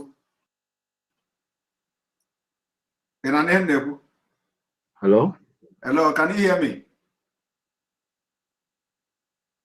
Can you hear me? I can hear you, but the network is cracking. No, the network is good from my side here. I can hear you very clearly. Is it cracking from your side? I cannot hear you from here. But I'm hearing you now. Okay, talk. I'm hearing you. Okay, let me address you. You said that Obanandi Bujirego and Abakono and your seaport, right? Yeah. So you believe in Obanandi Bujirego and I get no seaport? I believe in Landi Botego, I will lie, she got to one with your phobia. I'm with him by a private individual seaport. Okay, come on, Imano, this kind of thinking now about the problem. I'm well. Do you know that name we have all exclusive things in the exclusive list of the Nigeria Constitution? More about the Nigeria Constitution and that the exclusive list. So, the problem. The problem in Nigeria compel Ndibo it to have it today.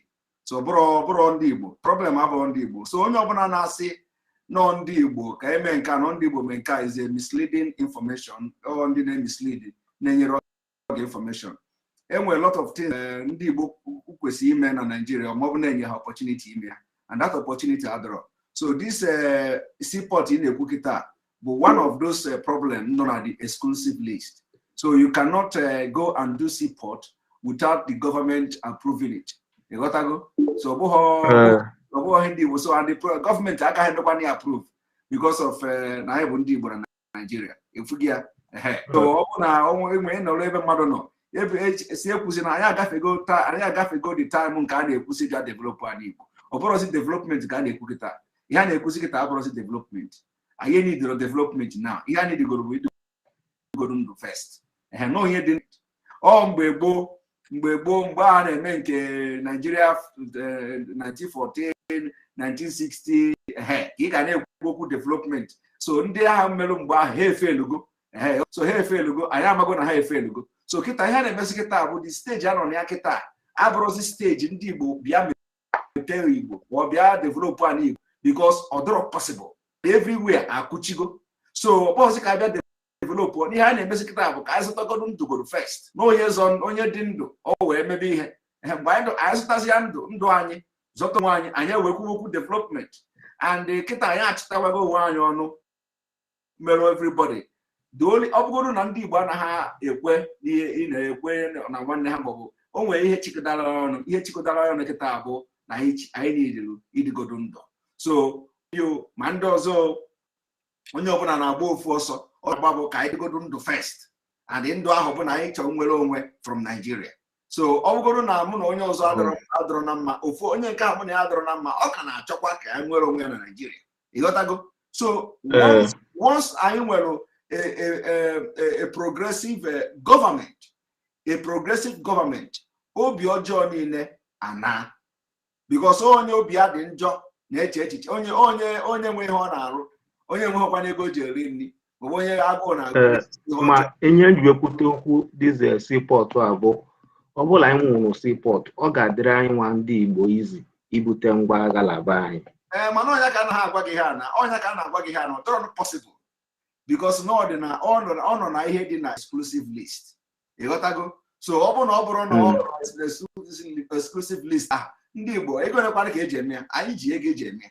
Ịghọtago? Mana anyị ahụ ekwenu mmeni ya because nọ na the exclusive list. That is the problem. Okay, ajụjụ ọzọ achọrọ m ịjụ gị bụ ma IPOB submitted any formal application of referendum to UN, to federal government of Nigeria and the National Assembly. Which of the National Assembly? Hello? Which of the National Assembly? Nigerian National Assembly for it to be debated. In what I didn't know, where somebody rise up and raise a motion for Nigeria division. I heard about that. I saw it from your exposition here. So what else do you need? I don't know. The point here is that all these things in Nigeria, you got to go. My name will Solana Eso and Lusola Ketano or any level step by step. Nigeria Manyagi referendum. Nigeria Manyagi referendum. I got almost registered Sura Hino Paneso Pania. Soronina, I name my name is Yake. You watch a program. Because you see, after I came go to you do I go and a program here. Go about. I'm going to miss here. I'm going to YouTube. Get your program. So, Boko, you can't remember. Chukuna ga gozigi. You go more wisdom. Udo. Maneno leva na pankata. Ino leva na pankata here basalo ibi adozani. Hello. Ino leva na pankata. Ina nihendeku. Ina nihendeku. Okay. Ino leba na pankata. Asigi na si hapu ihe Biafra no ka bịa godu dosgodo ani igbogodo ka amalụ nka. Egwa ha na oge anyị nọ ya kịta na oge anyị nọ na ya kịta na ọ na-agwazi anyị kwarọpụ. So abụrụzi nke ịbịa dozi anyị Igbo ka a na-ekwuzi. Na ha na-ekwu kịta na anyị ka dịgodo ndụ first before anyị edozi anyị Igbo. And because kịta mmiri abanyego ebe mmiri na-abazi kịta ọ nwezi ka ọ dị. Anyị nwere ike gbachi nkịtị ihe niile mmiri ha bịa bụrụcha efere. So na anyị ga-ebido gbawa mbọ na si ndebe anya na ihe gbasara nwere onwe na onwere onwe ahụ godo anyị nwetazi onwe anyị anyị wee bịa n'ọla ana wee see maapụ ka anyị ji wee dozie ala Igbo ka obodo dị mma. Otu kịta anyị ama mmenwu ya nụnụ bikos ịrụ anything chọrọ ịrụ gọọmenti ama nkwe bikos na ha chọrọ ka kunu nwee ezigbo kunu bi ezigbote ndụ. Ha chọrọ kunu na-ebi ka ndị Fulani. Ị mara ndị Fulani ha ṅụrụ na nụnụ dị fura dị nunu okwu nke ha aga na erigo nri mana gị nwa ịniri na akpụ ịniri iri rice ịniri iri ji ịghọtago. So nke ndị Fulani ha chọgodo ewelu anọ n'ime ọhịa edina n'ime ọhịa ha na-efi ha but gị nwa ị na-ebi n'ụlọ ifu gị ya so ọ bụghị anyị chọrọ inwe good school ndị Fulani anaghị aga school so anyị chọrọ inwe good airport ndị Fulani anaghị fly anyị chọrọ inwe seaport ndị Fulani anaghị eme ship ịghọtago so ihe niile a ka ha kọchikọta ya ọnụ na ọ na exclusivist. Okwu ikwu dị mma anyị ọzọ m ga-ala ịkwa ka iyirikwa your program na-agba ndebe anyị bụ onye kpata ego ya onye kpata ego n'obodo oyibo kpatala Lagos kpata ya tara yakwa na-erutela ala Igbo mepụta ofu ihe maọbụ ịrọpụta 1960 ka 1967 that Biafra war kwesịrị ịkwụsị ndebe anyị amamihe ndị Yoruba eme ndị Yoruba nwụrụ property na Igbo ndị Hausa nwụọ na be anyị ndebe anyị nwụọ everywhere at Lagos State, Abuja, Kaduna, ndebe anyị bụ ihe developere. Eziokwu ofe ha ka anyị na-ekwu my brother ofe akụkọ ha ka anyị na-akọ mana ka m gwakene gị inwe idea that na isi ebe ahụ esi na-ekpatara ego ahụ wee nata n'Igbo ọ bụ na polisi egbughọ gị ndị amụrọba egbughọ gị ọ bụ na ndị amụrọba egbughọ gị ndị Fulani egbughọ gị mana ebe ahụ isi kpata ego ahụ onwe onye polisi nọ dị ya ọ bụ inwe idea na onwe ndị ga-esi nata Naijiria polisi agbagbuo ha n'ụzọ eziokwu ifugonu so onye nụcha ụdị ihe ahụ egwu a na-atụ ya ọ bụghị anyị nwa ndị Igbo na-achị ndị Igbo ọsọ nọọ ihe ndị Fulani setgoro up na Igbo so ebe ọ bụla ijeru from kilometer to another ị na-afụ ndị amị ị na-afụ ndị polisi and anọgide edisaja bullet ọba gị na onye ahụ na ahụ nke onye ahụ aga ịghọtago ọ bụkwa na bullet aga abalị ha kpọba nkata kpa nka gwa ndị mmadụ nye ndị mmadụ ebe ha jee ebe a jee ebe dị ebe dị etu a na onye ahụ na-egbu onye ahụ ịghọtago a na-eme Igbo adị very hostile ọ bụghị nọ ndị Igbo na-eme ya ndị Fulani na-eme to make sure na destabilize an Igbo so asịkwanụ the only thing ga-akwụsị ya bụ na anyị nwere onwe anyị enyocha n'anya na nyocha ihe niile a mara ebe ihe niile a problem a si bịa so mgbe ndị mmadụ na-asị ndị Igbo anaghị develop ndị Igbo abata n'ụlọ bịa ka ndị Igbo ga-esi bata with the way ndị amị ju ebe niile polisi ju ebe niile mana ịpụ ugwu Awụsa ebe ndị Igbo na-akpa ego ahụ ndị agha anọghọ dị polisi anọghọ n'ụzọ ndị Igbo kpata ego n'ugwu Awụsa ha nyaa moto nyaa ya for 500 kilomita onweghị ndị polisi ga-disturb ha but ha batakwara na be ha ifu polisi everywhere from Headbridge Ọnịcha to Aba to Imo State everywhere police anọgide release egbe gbaa onye ahụ anwụọ ifugo so onye ndị Igbo necha ụdị ihe anya ọkara ha maka ha zuo ike na ugwu Awụsa ha because ọ ihe mere eme ka ọ bụ nkata kpara akpa ọ ihe a megide ndị Igbo wee mee ndị Igbo today so kịta anyị abụrụzi ka abịa n'ebe anya na n'Igbo because ọma mmenwu chọrọ kịta wee nwegodo onwe anyị weghorozi aka anyị gwasị onye ọbụla anatazi ya onye anataghọzi anyị amazị no problem ya ngwara udo. Thank you for listening. All right. All right, Ugo Chris, good afternoon and good evening and welcome to the program. Can you hear me? I can hear you loud and clear. Go ahead. I can't hear you. I hear me now. Say you're doing a wonderful job. May God bless you abundantly. Thank you very much. Now, someone raised a question concerning everyone, like when it comes to food. I am not hearing you. We are not hearing you. Okay. Can you hear me now? Yes. Yes. And someone raised a question. Say when it comes to Biafra, that we don't have enough food that will sustain Biafrans when Biafra finally comes. That is number one question. He raised another question that what about those criminals and politicians when Biafra comes, what will be their fate and how will we be able to integrate into the society? Then my brother, when you are asking this question, I'm not hearing you. Okay, the first question is the person asked me, like he asked me a question that when Biafra comes, how are we going to survive in terms of agriculture, food, that we don't have enough food that will sustain the whole Biafra when they finally come home. Mm-hmm. Then second one is what will be the fate of these bad politicians, all these corrupt and evil people when Biafra finally comes? Will they cause chaos and calamity in society based on their antecedents in the society? Then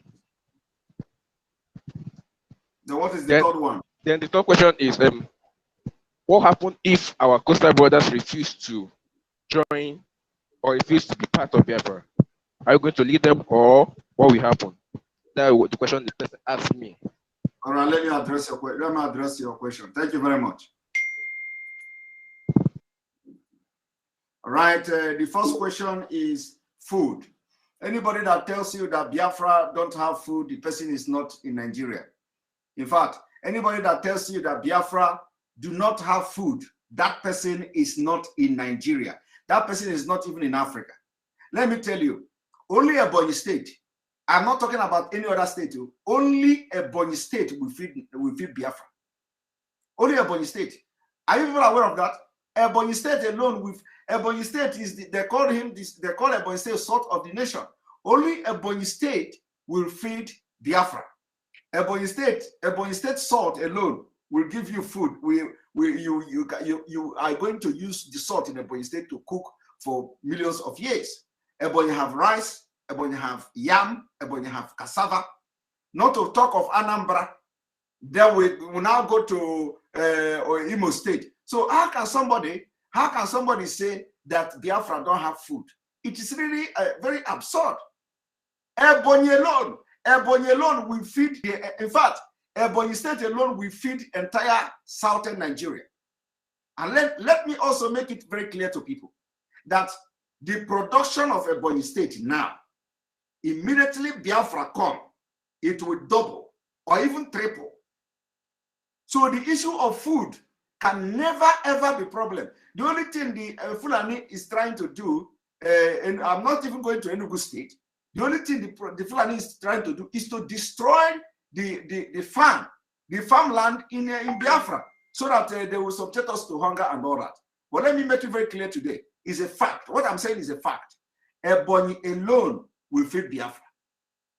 I want you to go and do research to know how many bags of bushel, I don't know how of rice, the quantity of rice, Abakaliki rice that is being produced in Ebonyi State every day.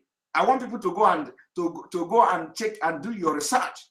So, not to talk of yam, not to talk of cassava, not to talk of other things that is coming. And then we now go to Enugu. So what we are going to do in Biafra is that we are going to research on the stronghold, each state, what type of agriculture they are good in each state of Biafra. So we are now going to look at Ebonyi State, which agricultural product Ebonyi State produce very well. We go to Enugu State, which one Enugu produce very well. We go to Anambra State, which one Anambra produce very well. We go to Imo State, which one Imo produce very well. We go to Abia State, which one Abia produce very well. And then we go to Ijo, which one they produce. Go to Efik, which one they produce. Go to all those places. We check which one they produce very well, and we are going to now pump money into them. Within 1 year, within 1.5 years, we are going to adopt the system of Europe. Do you know how Europe works? You see Europe here. When you come to Europe, you see food is very, very cheap according to the economy, because the government really support, or not Nigeria support agriculture, farmers. So we are going to pump money into the agricultural sector and tell them, that one you are good in, produce it. And they are going to, the agricultural ministry will be very, very effective, transparent, accountability, that we are going to be monitoring how the farmers are doing and support the farmers and all that. In Europe, they give farmers grants. Every year, you get grant as a farmer. So, in Europe here, farmers are rich people. They have land, they have, so we are going to do that, make sure that we develop the system that will support this region, this state, whichever. If you are good in yam, we make sure we pump money. By next year, yam will be in surplus. If you are good in cassava, we pump money. We know that by next year there is gari everywhere and apple everywhere. If we say this one, which one is produce rice more? Okay, your state is very good in producing rice product. Okay, we pump money there. By next year, rice is going to be like anything. So we are going to do it like this. Before you know it, before Biafra run for 3 years, my brother, all your stomach will be like this, but we don't want that. You must be eating very sensibly, so that we want everybody to be very fit in Biafra land. We don't want to see all these things you see in Nigeria. Nigeria, that they measure your wealth by the size of your stomach. No, Biafra will measure your wealth by how flat your stomach is. We want you to be very healthy. So thank you. Ifeanyi Biafra, welcome to the program. Hello, sorry, Ifeanyi, there is something I did not answer.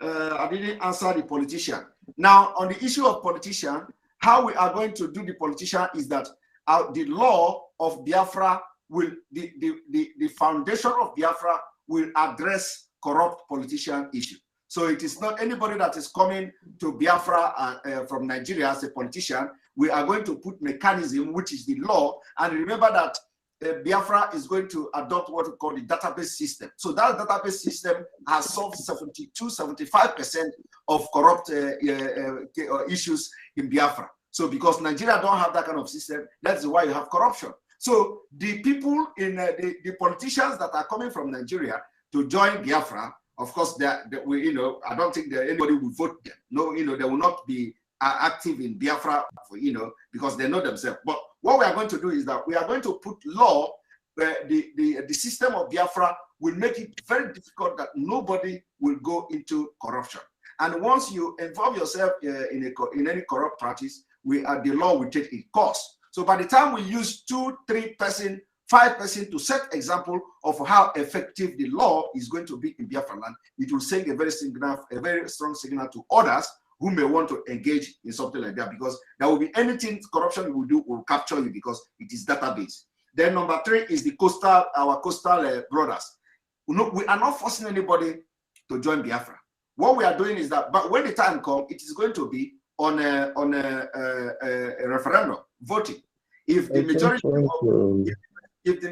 of the people in coastal vote to be part of Biafra, if the majority of the people vote to be part of Biafra, they are going to be part of Biafra. You cannot stop them.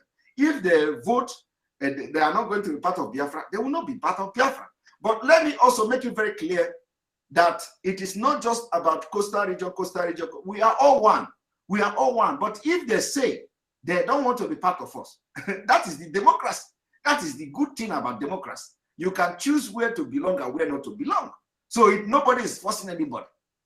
So, but if there are some people there say they want to be part of us, of course, we have to carve them, they become part of us. And those who say they don't want to be part of us, they will carve them, they will become where they want to become. So it is as simple as that. We are not dragging anybody and we are not forcing anybody to join Biafra. That is a very clear thing. And we have made it seem very, very clear that our people who are in coastal region, they will choose either to join or not to join. But for now, we have a number of them, and I believe that the number of people in our coastal region that want to be part of Biafra are outnumbering the people who say they don't want to be part of Biafra. So it is vote that is going to determine that. All right, Ifeanyi Biafra, welcome to the program. Hello, Mazi Simon. Good evening. Good evening. Good evening. Welcome. Yeah, thank you. I cannot hear you, please. Go ahead, I'm hearing you. Okay. Please, I just want to drop a report concerning this compulsory lockdown that is coming on Monday, because there is this news now we are hearing, especially in Imo, that the government, if this every Monday compulsory lockdown begin, the government is going to be locking people's shop that obey to the rules. So I'm just passing this information to know what to do in case when this kind of thing begins to take place, because they say they're going to be locking shop, just like what happened to the timber market the other time, that the enemy are going to be locking people's shop for obeying illegal order from rightful people. So I just want to drop this information. Let me make it very clear that you people must not listen to intimidation from Hope Uzodinma and Fulani. What they are doing now is that they know that Biafra is coming, and they know that they have lost control of the people. They know that people are not with them, so they cannot use gun and bullet and ammunition and intimidation to compel people to obey them. It has become civil disobedience because of the system and because of the situation of the country. So nobody should listen to what Hope Uzodinma is saying. He is not feeding you. He is not paying for your shop. He didn't pay for the shop. In fact, if you watch, did you watch the program, our program last night? Not really, because I was very busy. You people are missing a lot. You see, when you are not following, you will be asking this kind of question. Because if you are following and watching our program, very, very often, you understand that most of these things has been addressed.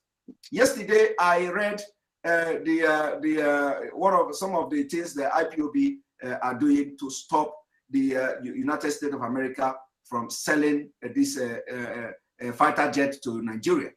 And in those documents, there is what they call the Leahy Amendment.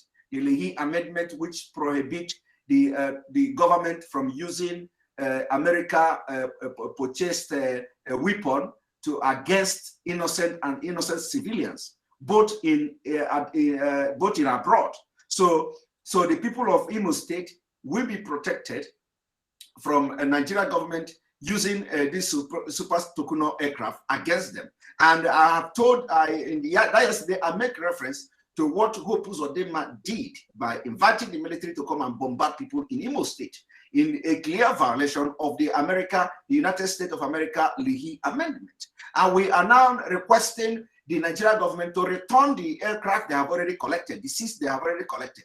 If you listen to news, you also notice that the Congress, the United States Congress, have moved to stop further delivery to Nigeria. Have you come across that such news?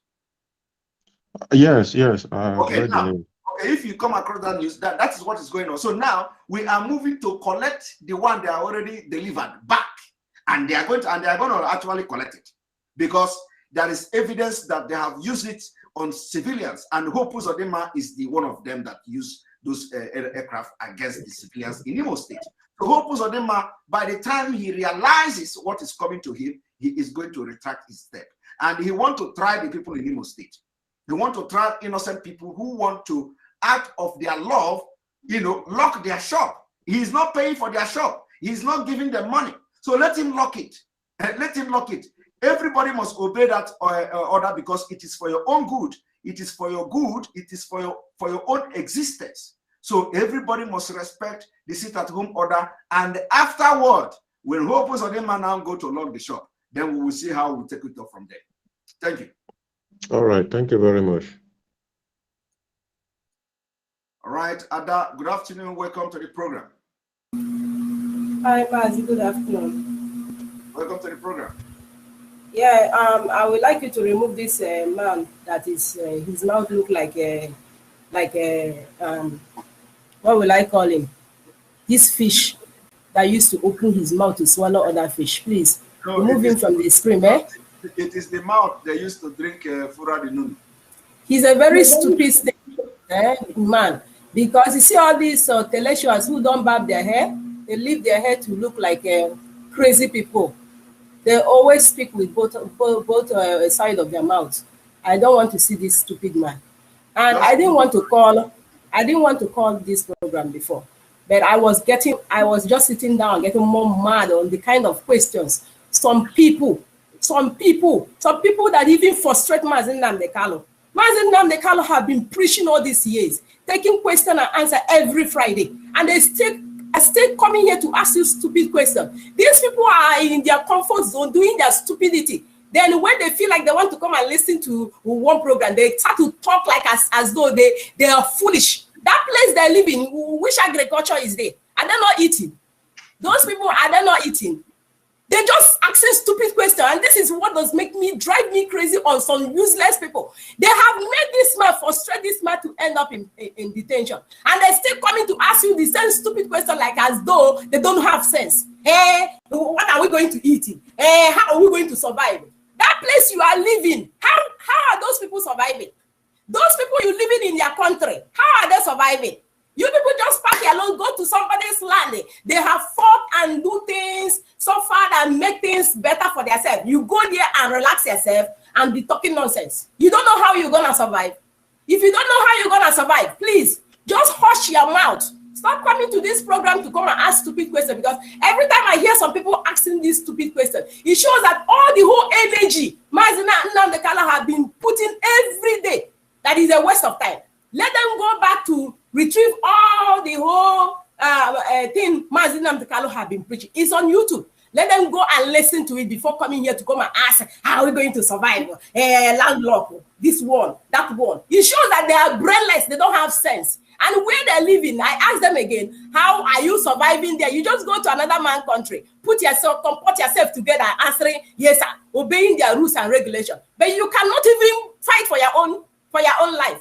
Mazi, listen, I have to tell our people this. You see this ego of when they come back to Nigeria, they want people to bow down for them because they come from one stupid place that they don't even know how those people fought for their freedom. They will come to somebody to come and one old woman to come and wash clothes, pound the yam, pound the soup or whatever, and give to them. They will eat and they'll give the woman a little chicken change. The woman will be happy that, oh, that boy, he came from abroad. You people should stop this nonsense. So let us fight for our freedom and get our freedom. It doesn't matter. Mazi Nnamdi Kanu explain to us how we have to do our agriculture. And Mazi, you have explained this in time with that number. So how on earth some people will still come into this program to come and start asking stupid questions? Because they're not listening. They are on their comfort zone doing their own thing. It doesn't even concern them how we are suffering to get Biafra. All they're doing is popping in to ask stupid questions. I know some people will not like to hear my voice, but I am telling you people, if you don't know, anytime you come to this program, we are moving forward though, we're not going backward. You people should stop all this backwardness. I don't want that backwardness. The period we are now is not about how are we going to survive, how are we going to do this, how are we going to do that. But where you are living, you are surviving there. Are you the one that make that place a better place? So can't you make your own place a better place? We have land, which Fulani want to take over all the places, and you still asking, how are you going to survive? How are you going to do agriculture? But if Fulani want to take over their land, what is wrong with you people? Ada, let me tell you. You see, you know, one thing is that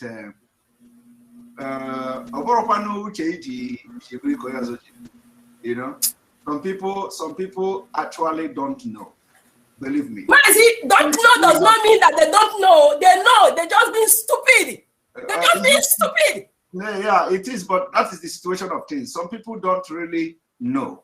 Some people don't know. So it means they're not listening to Mazi Nnamdi Kanu all these years. Even question and answer, they used to come and drag the man and ask all manner of questions. And the man is giving them all the answers. And stay up till now, they stay asking the same question. Is that what you're trying to tell me? It's annoying. Let me tell you one thing. Everybody, if the people that are asking this question may not have listened or to some of those questions before. The people are asking this question now may not know before. So we need to, no matter how stupid they sound, no matter how annoying they sound, we need to address them, because that is why we want to make difference. You cannot be preaching something and doing something else. We are preaching that we are going to be different. We are preaching that we want to lead by example. We are preaching that we are going to have what we call justice, fairness, and equity. So it doesn't matter how stupid somebody sounds. It doesn't matter how idiotic somebody sounds. Let us lead by example. We should not insult people or cajole people because they ask stupid questions. And the Igbo is for a purpose. So anybody that comes here to ask any question, no matter how stupid the question sounds, it may sound stupid to you because you know it. It may sound stupid to you because you are following. But that does not mean that every other person is following. Believe me, there are people who don't follow. Like that person now that called, I asked him, did you watch yesterday's program? He didn't watch it. He said no. He said no. So you understand, and you can't blame him. He didn't watch it. You know. So, and another thing is that even if he watch it, he may not understand, what I explained, unless I explain it again. And that is why I took my time to study our people, so that when I'm explaining something, no matter who you are, if you watch it, you are going to, even if it is one thing you understand, it is something. Mazi, it breaks my heart that after all this Mazi Nnamdi Kanu have been talking every day, people still come in here to come and ask questions. Well, you like to answer them, eh? Because if I am you, I will not answer them. Let me tell you, you know that after after all this talk, we still have and these people who telling me I am unnecessary rude. You must be mad to tell me I am unnecessary rude. You are the one that is rude because you don't have ear to hear and you are not reasonable because you are a maggot. That is why you always come here to come and ask stupid questions because you don't want no Biafra. All of you coming here to ask questions. You people don't want no Biafra. You want to remain that place you are, to be talking your trash. And all of you are the one coming on social media to come and mess up our agitation. God will punish all of you. And let me tell you, Mazi, you see all these people commenting here. I mean, answer this question now. Yeah, but I see some stupid ones commenting I'm unnecessary rude. God will punish you because I want to be rude to get my Biafra. That is what I want to do. I want to get my Biafra. If you don't want to get it, remain with Fulani and be drinking Fula, whatever they call it. Whoever that doesn't want to keep the Monday something. If you don't keep it and you are afraid that Hope Uzodinma will lock up the place, Hope Uzodinma will even lock up the place and still kill you. So the best thing is to lock up the place. Hope Uzodinma can lock up the place all forever. You understand? By the time they realize we are serious. Mazi Nnamdi Kanu is a human being. He has children and wife. You people should stop all this your selfish and stupid life. He's somebody's son. Sentiment to one Nigeria. Nigeria. That man not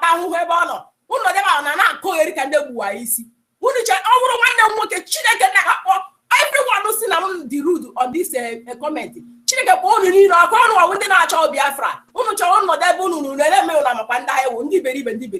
Mazi, you see how I'm sounding.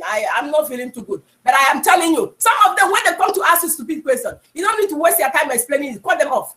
Thank you so much. That is all I have to say. God bless you. Thank you very much for joining us today, Ada. And that was a very strong one. Thank you very much.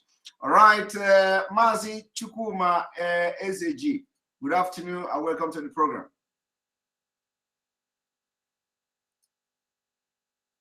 Mazi Chukwuma.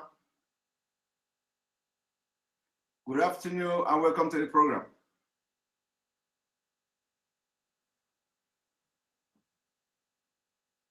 I can't hear you.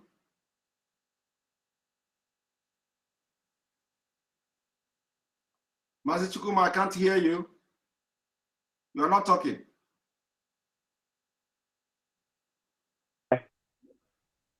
You can't hear me. I can hear you now. I can hear you now. Welcome to the program.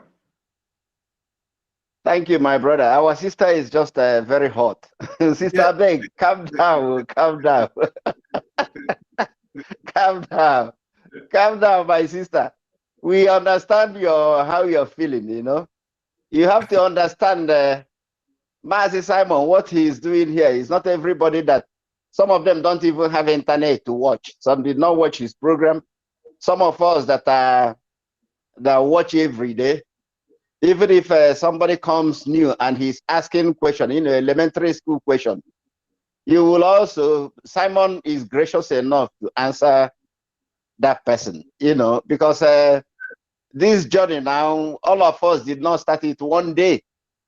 You have to understand that, sister. Calm down, you hear? Well, man, what I want to contribute, God bless you, my brother. God bless you for what you're doing. Thank you very much. God bless you. Don't relate. Keep pushing forward. Keep pushing hard. We see what you're doing. May the good Lord bless you and your family. Please, let me just drop this for our people, those people that are afraid of whether we can be able to feed ourselves. Biafra land, when they say 0 latitude and 0 longitude, what does it mean? It means the beginning of life. Biafra land is the only land on this face of the earth. Every crop, every fruit, everything that is called the tree of life can grow in. Biafra land is the only land on earth where every tree, every crop, anything you bring into Biafra land, if you put it there, it will grow. But there are some of our crops that when you take it out of Biafra land, it cannot be other place except in Biafra land. So what it means is that God has blessed us more than any human being can think or imagine in terms of natural resources. We can feed ourselves and also export food to other countries of the world. So that issue of feeding ourselves or not feeding ourselves, we are more than capable. We are more than capable to feed ourselves and then export. The reason why Mazi Simon, he has explained so many things here to our people. The reason why some of us, we cannot come home and say, let us go and establish a factory. Some of us in diaspora, we have patents we have developed. But we cannot come and the situation in Nigeria now to say, oh, let's bring this patent and come and develop it in Nigeria, because the government will not give you license. The government is a terrorist government, it's Fulani government. With all those exclusive lists, that is where they have cut us out. If we want to invest anything there, they will not give us license. Even if the ones we invested, they will do everything to make sure they shut it down. So people should understand this. That's why the only option we have is to get Biafra. When we have Biafra, we have the minds, we have the intellect, we have the capability, you know, to create the best economy on earth. When I say the best economy, we are going to lead the world in research, in development, in technology. People should know this. Some of the technology the world is using today, even in the internet, all this computer, go and check the people who created the apps and whatever. Most of them are what? Biafrans. So people should know this and stop, you know, belittling what, you know, Biafra is. If the reason why we are still suffering now is because the whole world know if we go, we are going to overtake them. That's why it looks as if they are turning their back. It's not because they hate us. They don't want us to be forced. But they cannot stop it because the time has come. According to the Bible, the first shall be the last and the last shall be the first. We, the black people, we Biafrans, we've been at the back for ages. So now time has come now for us to be at the first, to lead the world in whatever, what is technology or in development or invention or whatever. So we shouldn't be thinking, you know, so low about Biafra. We are blessed people. That's how we should be thinking as blessed people, that there is nothing we cannot be able to achieve. Food in the 21st century, I can grow food in my house here without sand, without sun. Inside a room, I can grow tomato, I can grow onions, you know. So people should stop those local small talk or dehumanizing or looking down on Biafra. We know what we are doing. So our people should, you know, reorientate their minds and think big. You know, the opposite of Nigeria is what we are going to have in Biafra. And there are some characters that we are still portraying now, some of us that are still under Nigeria. When Biafra comes, the law of Biafra will mold people's character. We mold everything that we've been struggling with. That's what people should know. So, Mazi, I say, may God bless you for what you're doing. Thank you so much for giving me the opportunity. Thank you may very God bless much. you. Bless you too. You are going to be the last person on this program, and then we'll continue again in the evening. Thank you very much For those of you who are unable to speak, you are going to speak again if you join us in the evening. This note, we are going to bring the broadcast to an end. Thank you very much for joining this program. And remember, in the evening, we are coming back again for the second broadcast. So in a couple of hours, we are going to be back. God bless you. May God bless Biafra. May God bless Oduduwa Republic. May God bless Middle Belt. May God bless Arewa. They're going to send my prayer. May God bless IPOB Worldwide. May God bless Mazinam Nikano. May God bless ESN. May God bless Igbo and all of you who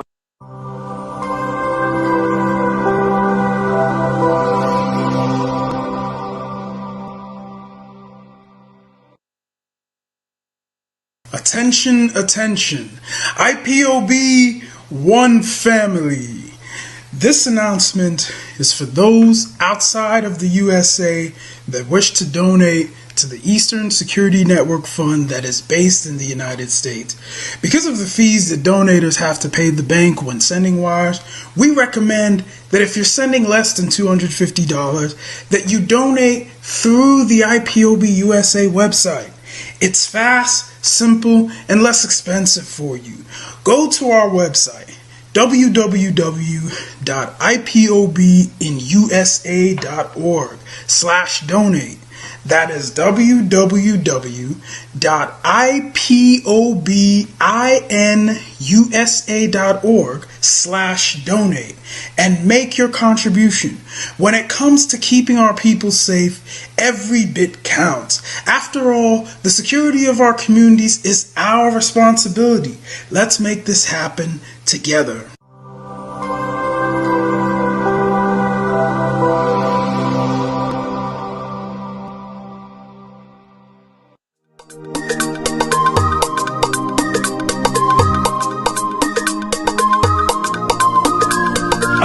Yeah, Mr. Bella once again. Wisdom, heal it, come on. Say Biafra will not last forever. They say happy up in no go stand. What did they know? What do they know? What do they see? What do they see? If you give me a gun, I will shoot them aside. If you give me a gun, I will shoot them aside. If you give me a gun, I will shoot them aside. If you give me a gun, I will shoot them aside. If you give me a gun, I will shoot them aside. No. Biafra will live forever. Biafra will live forever. Biafra will live forever. Biafra will live forever. Biafra will live forever. Biafra will live forever. Biafra will live forever. Biafra will live forever. Ogerugo manige tetanura. The lovers of Biafra. This is the time we need to come together and fight for what is belong to us. Ogerugo maniga bandizu. What make us a giant of Africa? Adam Pochinti na Sugo. Mbogeru nisina nyama kweno. Hello Lisa Binigwe. Out of his wisdom, giving us somebody like Nnamdi Kanu for this our race mission. Biafra will not last forever. They say happy up in no go stand. What did they know? What do they know? What do they see? If you give me a gun, I go shoot them aside. If you give me a gun, I go shoot them aside. If you give me a gun, I go shoot them aside. If you give me a gun, I go shoot them aside. If you give me a gun, I go shoot them aside. Oh no. See you joke, our hero have the force never stop. Nnamdi Kanu, but no one will stop. They cannot stop. Biafra will live forever. Believe me. But independence for Nigeria as a corporate entity is not enough. The peoples of Nigeria must at the same time be guaranteed their freedom. We must ensure that in an independent Nigeria, individual citizens throughout the land enjoy liberty, human dignity and equality under the law. There must be one Nigeria with one constitution and one law for all. Let us therefore, Mr. Chairman, sir, close our ears to the counsel of despair, which says that we cannot here at this conference agree on a constitution.